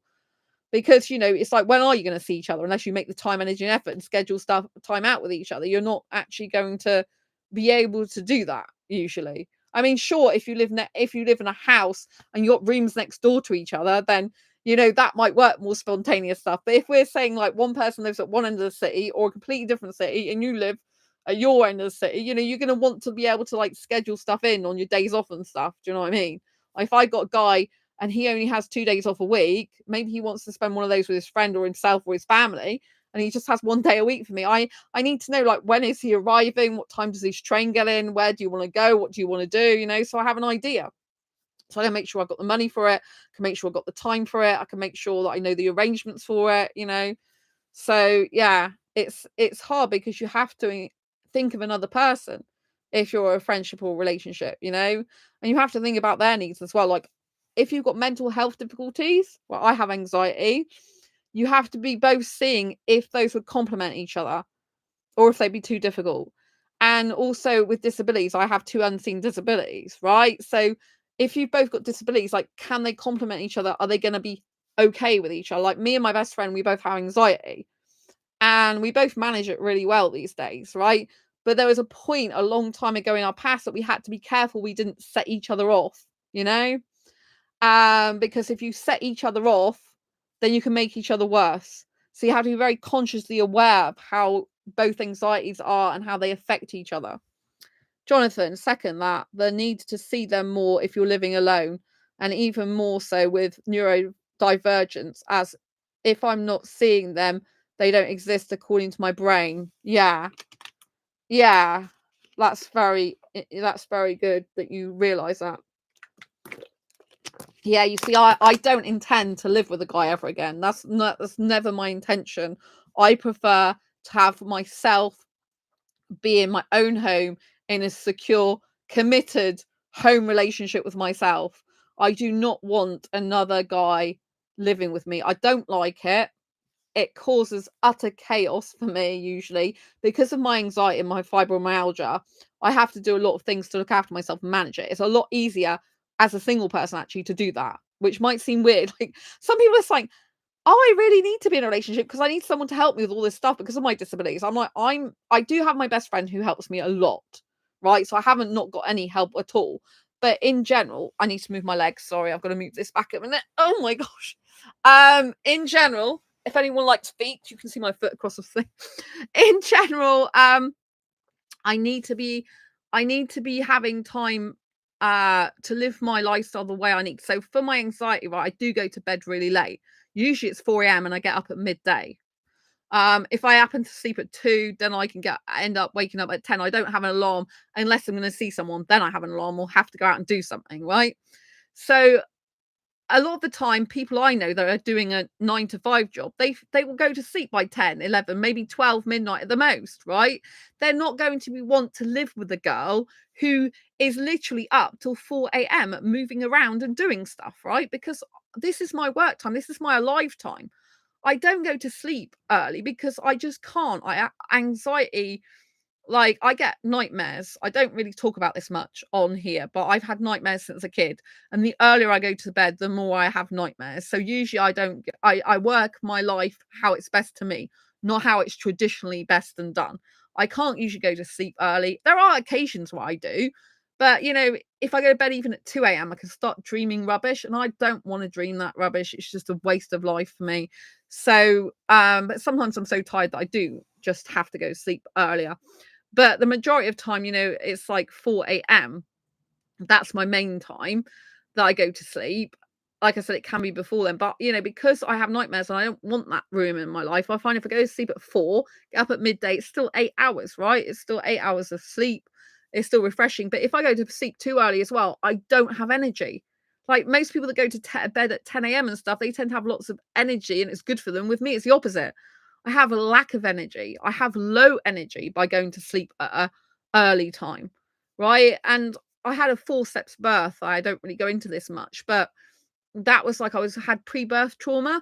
But it's interesting because I came out as a baby at about 3:27 a.m. in the morning, and it's interesting that I can then sleep at 4 a.m. So it makes sense to me because my mum thinks the nightmares are to do with the fact I had a forceps birth and was like, I was in a bad way with pre-birth trauma for hours. My mum went for labor for hours and she had to have extra oxygen to keep me alive, and I had a 50% chance of living. So she thinks that's really affected like my sleep, and I've had nightmares since a kid in adulthood as well. So she thinks it's to do with that. But it's interesting because obviously 4 a.m. when I like to go to sleep would make sense, because if I was born at 3:27, it would have taken me a while to calm down from that event, and kind of 4 a.m. I would have probably been okay by. So I kind of think maybe that's why, is because like I was distressed years ago at that time, whereas 4 a.m. I was quite like probably a lot more relaxed because I was out and popped out into the world then. You know what I mean? It kind of like follows that theory. So yeah, it's very interesting. But I don't intend to live with a guy because like one of the things is, if you get a guy who ends up not being good for you and you're financially dependent on him, that just causes really bad problems. I've had that in the past where I've got into a situation, a relationship where he's moved in and it's been horrible, abusive, it's ended up. And I had to stay with him because I didn't think I could afford to move out. And especially at the moment, the prices are horrendous of lots of places. It makes it much more harder. So I'm in a good position where I can look after myself financially at the moment, and that's where I want it to stay.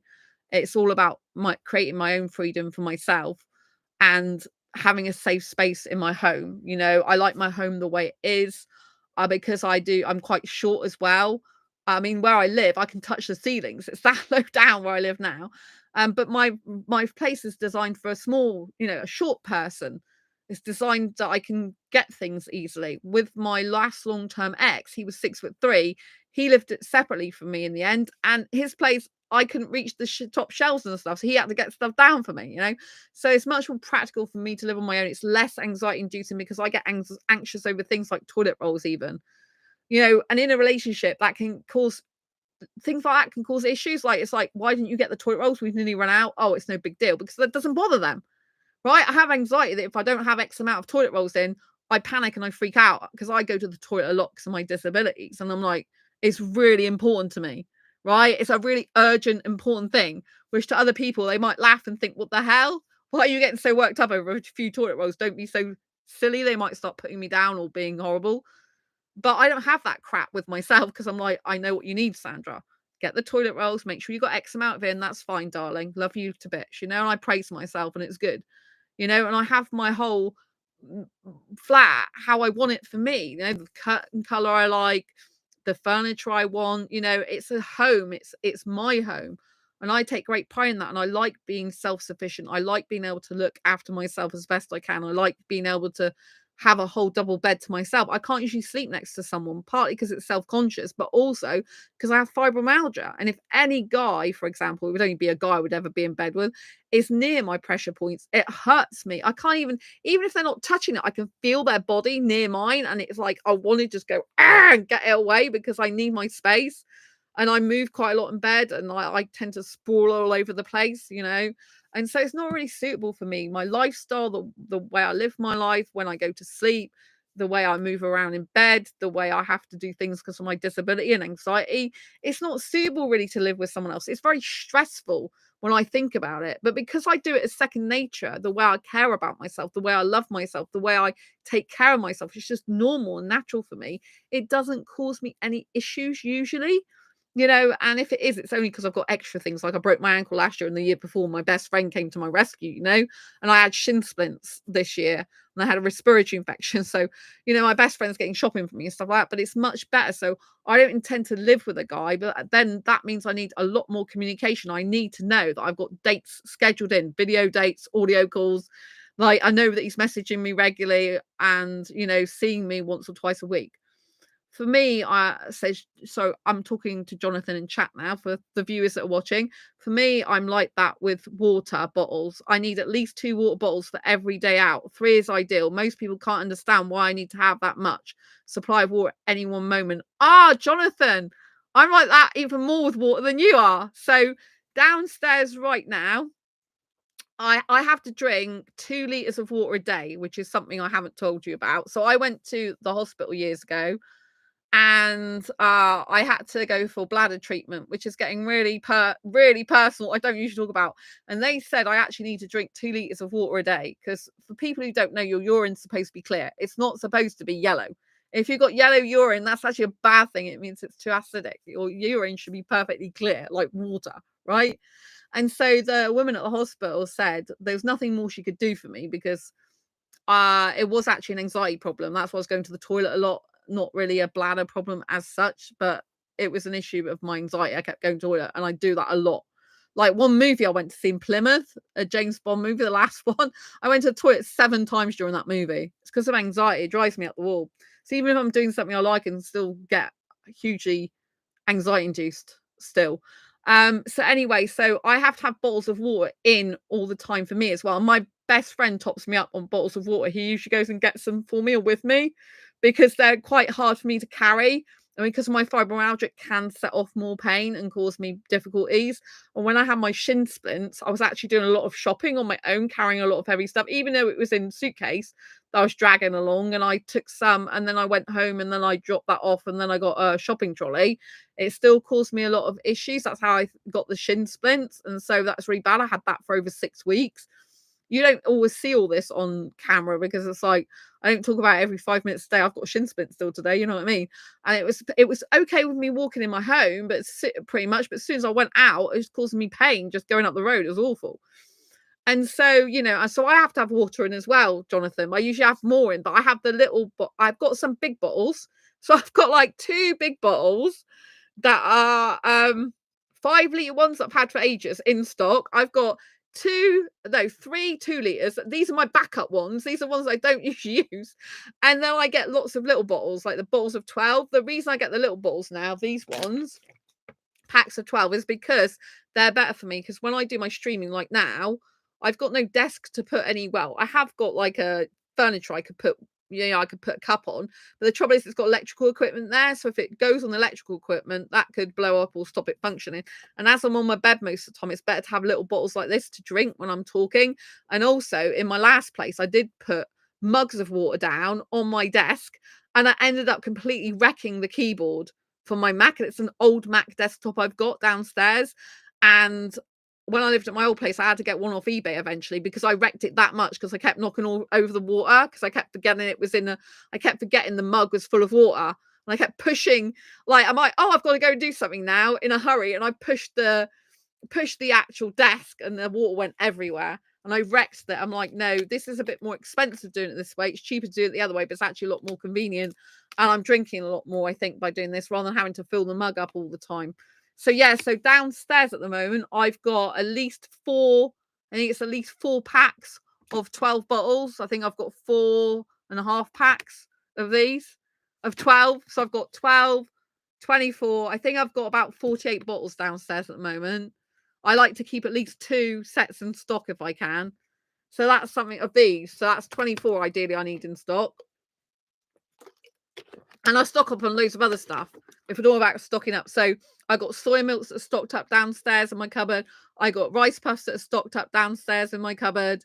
These are things that I usually need to keep in stock. So I literally get them in advance and I stock them up. Because if I start running out, I'm like, it becomes really difficult for me. So because like my soy milk isn't always available at the time because it's unsweetened from Aldi, and Aldi's quite a trip away.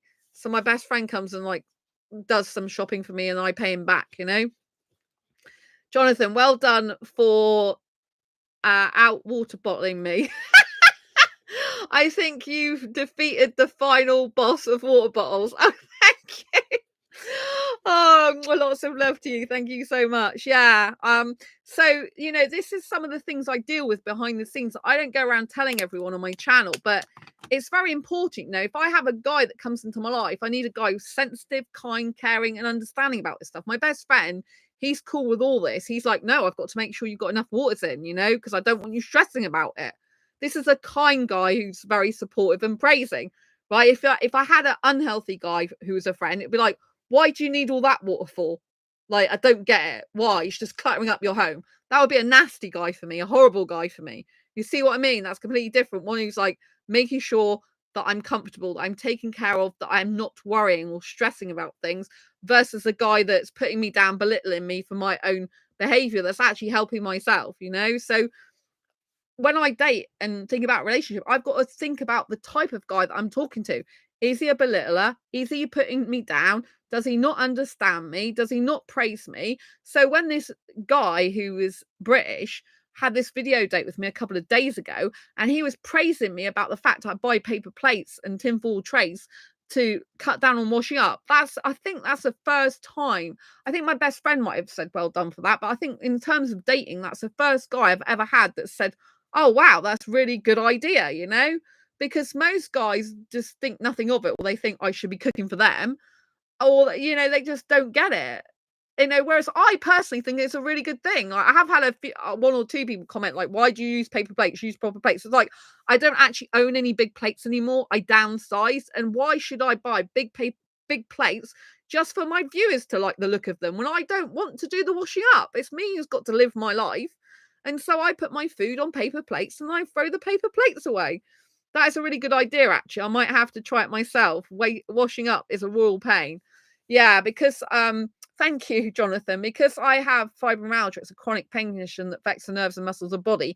Actually hurts me to do washing up. It's really painful. So I'll stand and obviously over it, but I get pain in my back, in my thigh area, in my legs. That's the worst affected area. And stood up doing washing up, it's just hurts me. It's really uncomfortable stuff. I put music on usually because that helps. Like I listen to my music, but I save my washing up, so I don't do it for about 5 days, which probably horrifies loads of people. But I do have some washing up to do still. So I have bowls and cutlery and some mugs.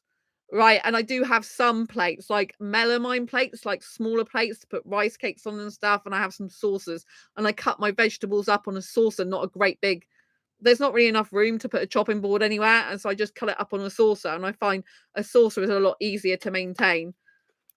You save your washing up as well, bless you. Well, there are some benefits of that. It cuts down on water use. But I pay a fixed fee for my water where I live anyway, because I live in a listed building that's on an old tariff. So it cuts down on water use. So it's more economical like that. You know what I mean? And I prefer to do it in one go because I'm talking about scheduling, being productive again. So I literally will, I don't necessarily totally schedule time in advance too much with that. I'm just like thinking, you really got to do it now because you've run out of cutlery. Can I say that live on my air? You've run out of cutlery. That's how bad I am. Oh, geez. It's not good, is it? But never mind. So yeah, it's like I have loads of cutlery and I run out of it. I'm like, oh, you've run out of cutlery, Sandra, you're gonna have to wash up now. And that's kind of like how that goes. But I'm like, like some days I'm so busy, like, with the business seminar been on like I would say tonight, but it's yesterday now, and I've got it tonight and tomorrow. I don't have much time to do washing up, so all gets put in the washing tub thing. Well, some of it doesn't, some of it just gets rinsed out and put together on the side, and then I will do a massive washing up. It's like for an hour and a half to 2 hours. It's like that sounds very much like me, but without the organized scheduling element. Well, I'm not completely like I know next Tuesday I have to do washing up if I don't do it before, because I have an inspection of my flat on the Wednesday and my best friend's coming on Wednesday. So I know that either I do the housework on Monday or Tuesday. I try probably to leave it mostly till Tuesday. So I just don't, so I do it like the day before, but so I don't have to redo a bit more. But it might come to the stage where I've got to do some before then, But that's because I have to do it, really, not because I want to. But yeah, so I've got better at doing stuff because I can procrastinate quite a lot as well. So I got better at doing certain things.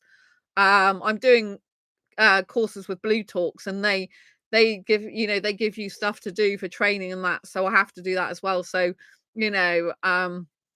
it is good to be able to, like, I'm purposely do put myself in a situation where I try and improve my life and myself. The idea of a flat inspection is scarier than any horror movie. Yeah, I mean, I've had one because I rent from a letting agency, and it's in my contract that they have to inspect it. They work on behalf of the landlord. So they usually they did an inspection after I've been here 6 months. And then this will be, I think this is like 4 months after that. And then they renew. So I've had like a 6-month contract, and then they just do a rolling contract. But they told me my rent's going up in January by £50 a month. It's a lot of money for me to find. So yeah, it's not great, but they said, oh, we still think that's very competitively priced and cheaper than some others. But in Exeter, in the UK where I live, it's horrendous for accommodation. Most people can't afford to live on their own. I mean, I live in a masonette by myself. Apparently they've had couples in here years ago. But nearly all of it is student accommodation or retirement flats. And the majority is student accommodation, and it's so expensive. It's the same price as having a flat anyway, and the student accommodation is just a room often, or maybe a room with an ensuite toilet. But what I mean, it's horrendous pricing because people are, there's so many more people wanting accommodation than there is people in accommodation that's suitable for them. And so, like I've got my furniture in here now, which took ages to get up the stairs. It's a really old building, listed building. But I said, if you're going to do that, are you going to get the windows? There's a window that needs repairing. Well, it's rotten.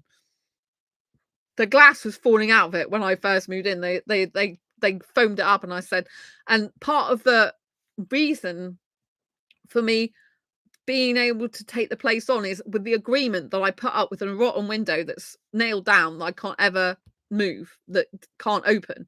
And I said, well, if you're going to charge me 50 more pounds for my rent, are you going to sort the window out then? Because, you know, and so they had someone come look round it, but they looked, the guy who came was a PVC window fitter, and this is wooden, so I'm not sure it can happen. So I'll be asking them about that. How much is your rent in Exeter? For me, I got very lucky to get a 1-bedroom flat in Reading for oh my, what was it? Is that, I can't see how much that is. Does it say £825 per month? I can't read what that says. First of all, I thought it said 325. And then it looks like it says £825 a month and hasn't gone up, touch wood. Does that include your 825? Okay. Does that include your bills though? Because all my bills are on top of my rent and I'm on my own. So I don't know what the income's like in Reading. Like, are you on benefits or bills on top? Yeah. So I'm on some benefits. I'm quite open about that because I had to leave my job, my full-time job, and it made me really, really poorly. It made my disabilities much worse. I can't go into it for legal reasons what happened, but I had to like leave it, and so I had to get some benefits because otherwise I wouldn't be able to, like, I'd be on the streets. So I did get some benefits and I have got some disability benefits, but I've only got them guaranteed for like one of the, I got PIP, personal independent payment. I've only got that guaranteed till next October, and they're supposed to be reassessing me this month as well.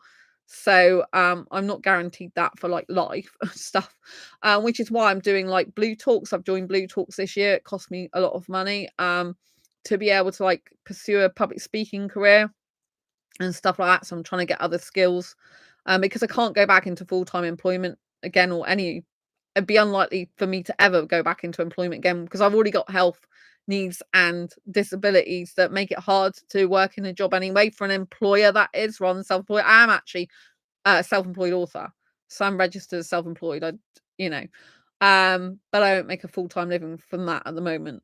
So yeah, I at the moment my rent here is 625 a month plus bills on top, and that is really expensive. It's going up to 675, but I don't get all my benefits for that. I only get rent paid for me for £571. This is being really personal. I don't usually tell people my personal stuff. So yeah, so I don't get full, I don't get in Exeter. There's a thing called the local rent allowance, and so basically for a 1-bedroom flat in Exeter, they'll only pay up to £571, so I have to pay the rest out of my own money. So yeah, but I don't usually discuss this, but most places in Exeter are like usually at least 675 going up to 700 something pounds, but it is a lot of money for one person. Like, I was paying in my old place £500 a month with bills included apart from council tax. Now I'm paying that with water, electricity, council tax, and what is it? Water, electricity, council tax, and something else on top. And obviously I have my 2 phone bills that are quite expensive, all my internet and stuff like that. So yeah, but it's a lot of money. Like, for me personally, it's a heck of a lot of money. So yeah, but I'm in an okay position at the moment. But I'm making contingencies. That's why I'm doing skills online and learning things. I have made some money online before from marketplaces because that's what I teach on my Make Money and Make Cash channel. So I have sold stuff on Facebook Marketplace before, Vinted and stuff like that. But that's rather spare cash than a big money, and I tend, because I'm training with Blue Talks now, I tend not to have done much of that anymore. I did have an eBay shop that I was starting to do quite well, selling a product on there, and the manufacturers stopped distributing it. So that was the end of that. So yeah, so yeah, and on my Make Money Make Cash channel, I also interview other authors and entrepreneurs, how they're and creative people, how they're making money doing what they love, so other people can do the same. So I don't teach anything that I don't actually do myself, and I get other people's inputs on how they're making money doing what they love online and stuff like that. So so I'm always being completely honest and transparent that I'm not making loads of money online, which people think I am. But I mean, you have to do a lot of background work and a lot of things to be able to make a lot of money. And there's certain things that I just don't want to do. That other people like, why don't you do this? I'm like, because I'm not interested in doing that. I know what I want to do. It's just I'm retraining for stuff, So, but the stuff with the ex-employer, which I can't talk about for legal reasons, that made me quite poorly. So I had to leave. That still sounds like a good deal for 1-bedroom flat. My friend in London will be paying £1,300 per month if they accept the rent increase. Well, it's not really good in terms of like it's a lot of money for the money I'm paying is a lot of money. Like, it might sound good to you, but it's actually really expensive for the money that you get usually coming in Exeter. And it's like I was talking to a guy the other day, meetup.com event, 20s and 30s social group, and even he lives with his parents. He can't afford to move out because most people will need 2 jobs to pay the amount of money that I'm paying in here in rent and bills. You know what I mean? It's like, I don't know what the wages are like and the money's like in Reading, but most people's income, are not that much money. And especially a lot of people are working part-time jobs as well, and they just can't afford to live on that. So, in London, it is a lot more expensive. It depends which area you live in. But, for a 1-bedroom flat, it's actually really, I mean, it's the type of price it is at the moment, but it's actually like my old place, when my old place was £500 a month for a 1-bedroom place, self-contained, and I had everything included apart from the council tax, and then like here is 625 with all bills on top, which is like, much more. It's not. And then you've got food. I mean, I spend a lot of money on food because I've got special dietary requirements. So when you work out all the food money, I don't know how much you spend on food, but I spend a lot of money on food because I have to have gluten-free stuff, wheat-free, sugar-free, yeast-free, dairy-free. It's just horrendous when you put everything together. I still consider myself at the moment in a healthy enough financial position, and I appreciate everything I've got. And I'm very thankful at the moment. I'm thankful that I was able to get some disability benefit for a short time to help me, because I had to move out because I faced homelessness at the end of last year, because my landlord was selling the place where I lived at, and it's very difficult to get a place in Exeter. I had to pay 6 months rent up front to come here, which is a lot of money, as you can imagine. But luckily I'd saved some of that from my old job because I was in management before. It took nearly all my savings, and I couldn't afford 12 months. Some places were like 12 months. I'm like, I just don't have that sort of money. So yeah, it's luckily I'm a saver, so I usually try and save some money. But yeah, I had to pay for furniture as well to come here, because there was no storage for clothes and stuff like that. So it's a lot of money.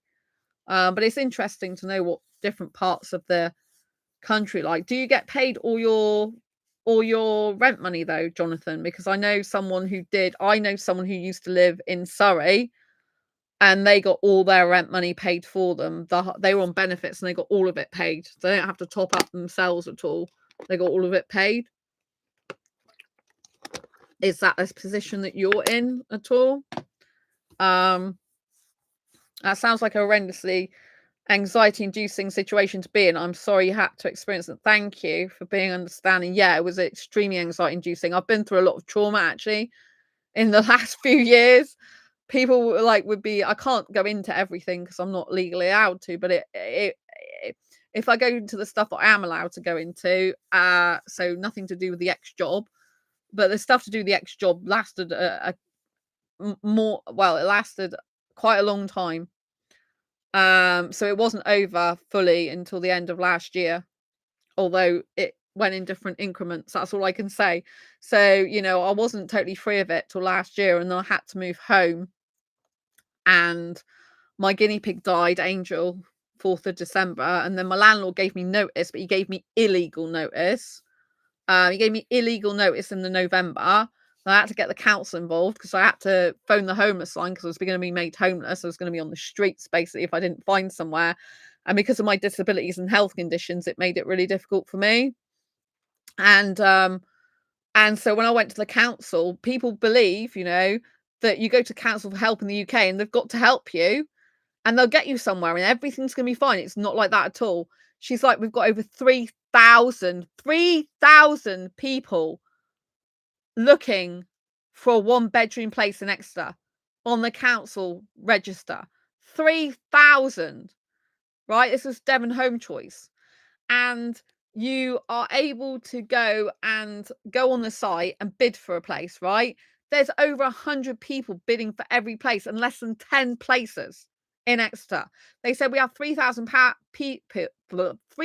people in Exeter alone looking for somewhere to live for a one-bedroom place in Exeter. This doesn't include people trying to move to Exeter. So she said that, and with my disabilities, I have to have my own ensuite toilet, right? I have to have certain things. And she's like, you know, we can't guarantee we can get that for you. And there's also my ex is I have 2 exes and both are bad and I have to be away from them. I can't be near them. And they both live at different ends of the city. So I said I can't be living near there or there. And she's like, well, you're too specific, you're too picky. I said I can't. I can't be anywhere one of them. I'm still on medium risk with the police, you know, but medium risk for him harming me if he comes anywhere near me. So I can't be near him. So I can only live in certain places. I need ensuite. I can't be sharing. I need space for my own bed. This was all the problems I faced. So it wasn't easy. It was a really difficult time for me. And so she said, we can't really help you. You're going to have to help yourself. But they had help the landlord because they made him give me legal notice, which was 2 months, which he didn't. So he wrote an email to me to the landlord. So they copied me into it, but to the landlord, and said, you can't do this. Sandra has a legal right to have 2 months notice. You have to go through the correct procedure, which gave me some more time because I was going to have to get out of my last home by the day after Boxing Day, the 27th. Well, the Boxing Day was basically when I needed to leave because the 27th of January is when he wanted me out by. And by going to the council, it gave me some more time. So I got the keys to this place in January, but it took a month to sort out because there was no hot water. The shower was broken. There was stuff like that needed to be fixed. And there was no wardrobes or cupboard space. There was only a few shelves, and I had to downsize. So it was awful. So it took a month nearly to get this place ready. I got the keys on the 9th of January. Didn't move until the 6th of February. So I had all that to deal with. My guinea pig had just died, but I couldn't really grieve properly because I had to get straight to moving, you know, find somewhere to live. It took me up to 14 hours a day. I was on a hunt for a place in Exeter. Barely any place existed, just a one-bedroom flat. As you can imagine, there's 3,000 plus people waiting for a council place because I can't get anywhere else, you know. And I was lucky and fortunate enough to be well organized. My scheduling came in very well. And I was literally on the ball so much that this was like a place I saw come online in the morning. And I phoned them up and said, I want to view it. There was a guy who was meant to come and view it before me. He was late and then he was on the phone. He never turned up. And I was really well organized. I got a tape measure. I was measuring things up. I knew what I wanted, knew what I could afford and everything like that. And the woman actually loved my organizational skills, the woman from the letting agency. And it's because of my organizational skills and the way I do schedule things. She was so impressed that she wanted to give me the place. And I got it I got to put a deposit down. I still didn't get the place till January. I had to wait this is before Christmas, and I had to wait to be granted permission to stay here because they had to do all the checks on my background for my old place, a reference to my landlord, my bank accounts had to all be checked. You have to give everything like that in. You can't have any secrets or anything like that. And so, yeah, it took them ages to do all that. They had to do checks, and it was New Year. I had to go through. So it wasn't until the 9th of January I actually got the keys. I think they communicate with me on the 4th of January to say I got the place. But it was a tense time because I was at my parents for Christmas, but I put a deposit down to hold it. But it's good the other guy didn't turn up because he was clearly disorganized. He didn't turn up. He was on the phone while I was there, and I was very well organized.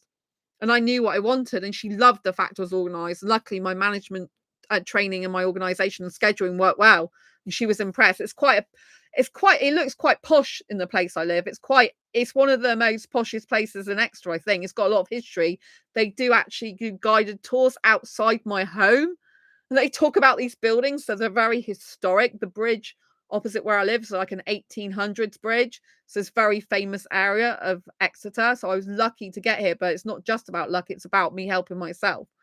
Jonathan, let's go back to what Jonathan said. For me, I'm very lucky to be able to earn everything myself, and everything is stable for now at least. Oh, that's really, really good. Jonathan, wow. I had no idea the situation was that bad with the amount of people in need of accommodation. Jonathan, that is amazing that you're able to hold that together. If that were me, I'd be completely screwed. Yeah, it was a very difficult time, very difficult. Because obviously the landlord gave me illegal notice, and I thought I was going to have to get out by Christmas, just after Christmas. And then my guinea pig died in my arms, bless her. I'm still not fully over that. Like, as in, I'm not fully got my full grief out, because it happened and I had to push my emotions aside to be able to deal with moving. So I can talk about it now before I can even talk about it without bursting into tears. So I can talk about it, but sometimes I still start getting tearful because she died in my arms, which is where she needed to be. But I stayed with my parents for 3 days and watched her decline till she died in my arms after having a stroke, basically. So it was hard, really hard. She got pneumonia. It was really difficult. Anyway, she was with me, and I was there telling her I love her at the end, like I was with my grandma in 2014 when my grandma died, holding her hand. So it's kind of difficult, but it's good that I've done that for them both. But yeah, that was like, and then like having to like move and then having to build furniture. My friends were helping me build flat furniture. I was in so much pain because of my fibromyalgia. I'm not supposed to crouch down really on the floor and stuff like that. I had to do it. I was in horrendous pain.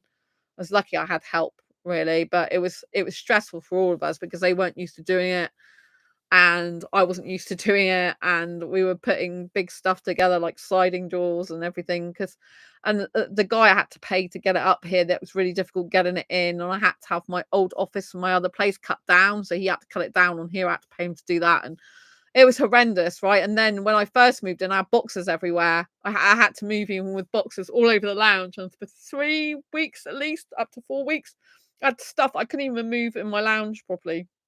I've still got some stuff in there because not everything can be fitted into cupboards.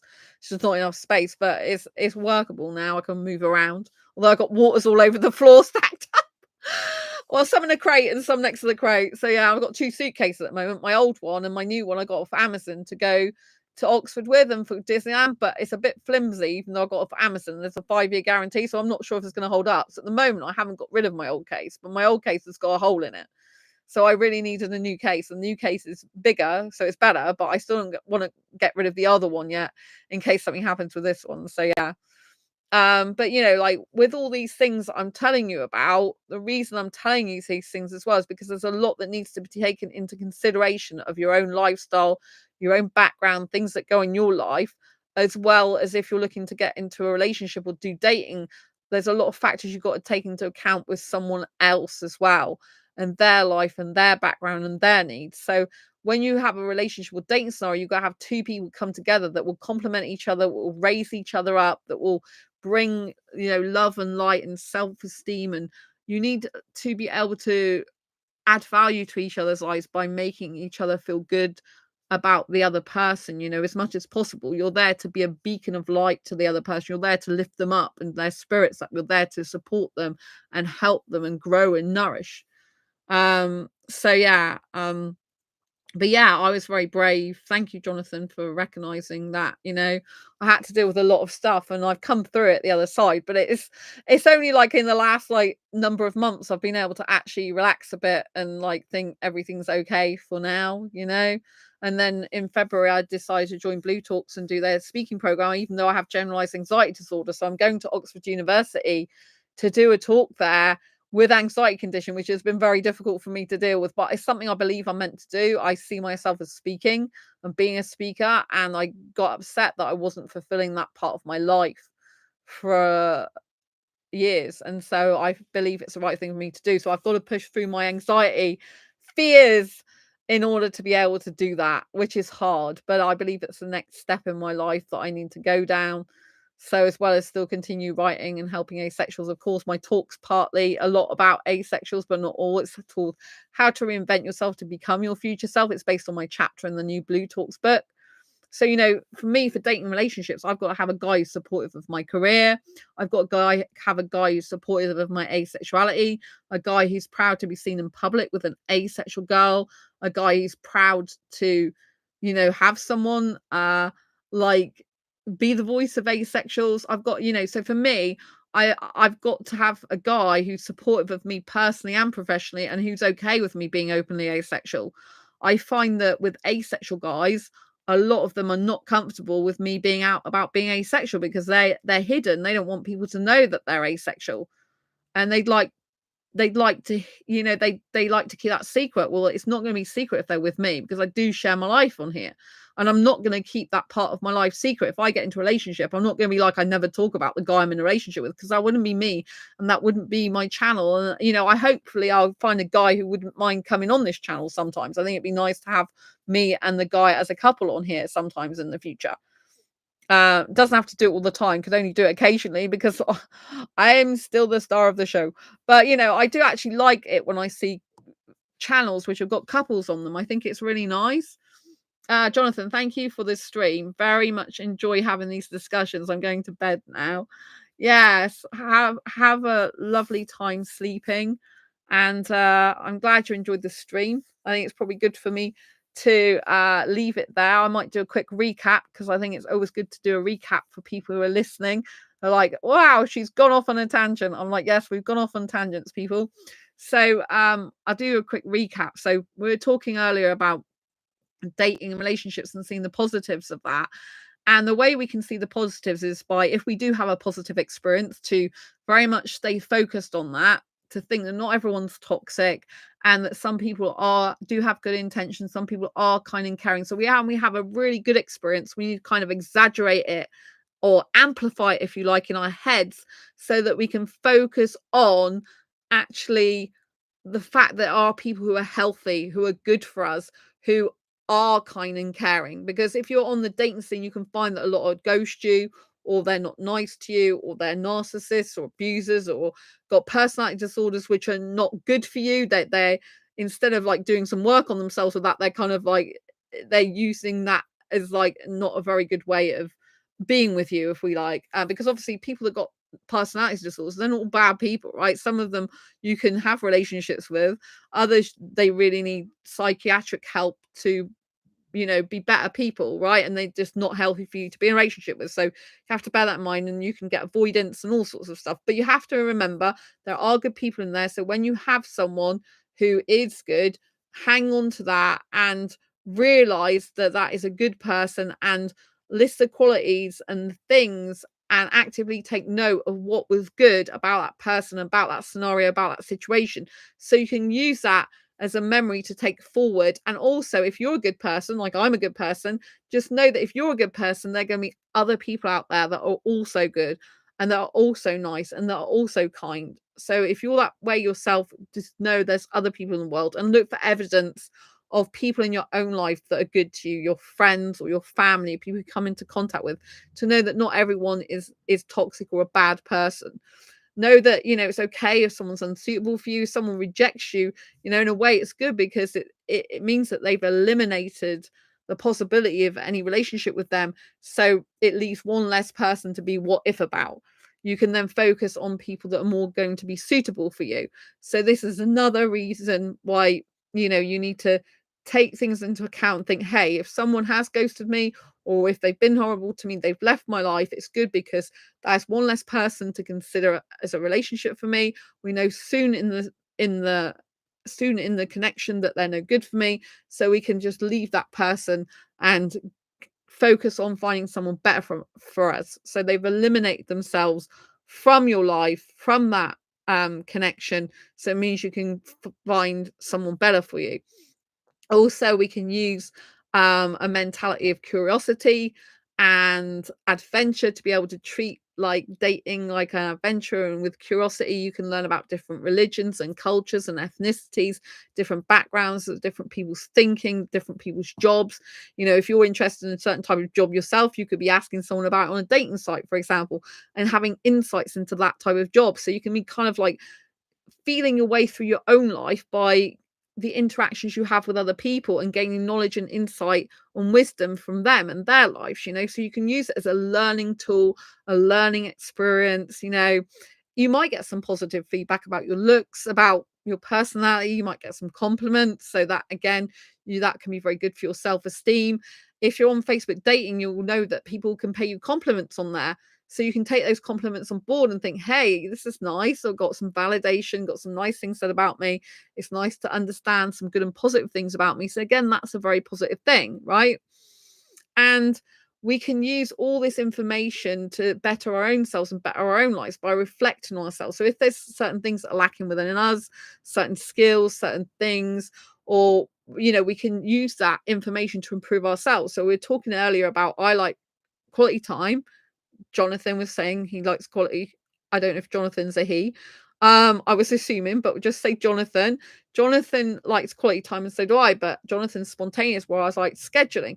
And again, that might be something that Jonathan wants to work on to become, better at scheduling or being able to make some time for a person on a schedule, depending on who he's connected to and wants to have a connection with.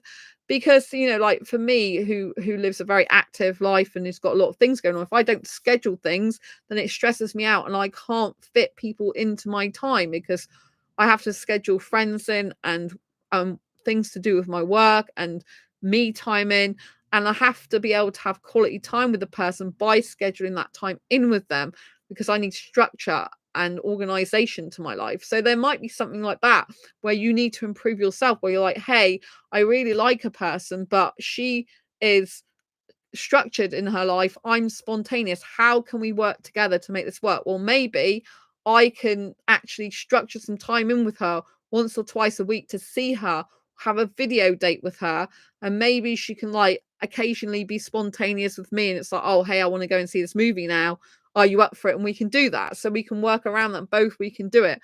Or maybe, like scheduling 2 days a week and that person will be okay for you because it's not overwhelming. It's not 7 days a week. It's just 2 days a week you're seeing them, right? So there might be things you need to reflect on and think, what can I do better? What can I change about myself in order to be more accommodating of other people, in order to help myself be in a better position to be able to get a healthy relationship or relationship of my dreams, right? Often we have to work on ourselves. We have to change ourselves. We have to do things to make ourselves and our own lives better so that we're better to be able to be in a relationship with someone else. And also, we're not a mind reader, right? We need to be able to express our feelings and emotions. And we can practice this in messages with other people. We can practice saying what our needs are in the dating scenario. We can practice saying what our likes and dislikes are. This is very good for being able to express ourselves, open up our needs. And in terms of social anxiety, it can help your social anxiety by helping you develop social skills by talking to someone in a message, on a video call before you meet them in person, by interacting with different types of people. It can enhance your social skills and can it help grow those. And so we can use dating relationships on the dating scene in person and online. We can use those times and experiences to be able to grow ourselves, to be able to reflect on what we can improve within ourselves and what qualities we want in a person going forward. And what would our ideal relationship look like? Would our ideal dating scenario look like? We can actually start to think about how often will we see this person, you know, will our lifestyles match, and all this lot. So it can help us reflect a lot, get to know ourselves better, and it can help us to improve ourselves and improve our life and prospects of getting the right person. And by cancelling out or getting rid of or these other people that are wrong for you going out of your life, you can look forward to someone much better in the future, because the more you eliminate the wrong person from your life, the more like the right person is to show up. Dating is a numbers game, so the more people you talk to, the more likely you are to find someone suitable for you. So don't get disheartened, stay positive, know that someone is out there for you if you want it, and just keep being the best version of yourself, right? Keep working on yourself. Use this as a time to develop and grow yourself. Take deep interest in your own hobbies, your own life. Have breaks from dating when you need to. Don't get addicted to it, and stay present for yourself and love yourself more than anything. And just know that it's better to be single than the wrong person. It's better to be single than the wrong person. It's better to be single than with the wrong person. It's also better to be single forever than ever be with the wrong person. So if you do end up being single forever, it's not the end of the world. Get used to being single, get used to being comfortable on your own, so that you don't need to be with a relationship with someone else, but you would like to be in a relationship with someone else. So you're not needy and codependent. It's something you would like, but it's not absolutely necessary. Like, it's not a life or death situation, right?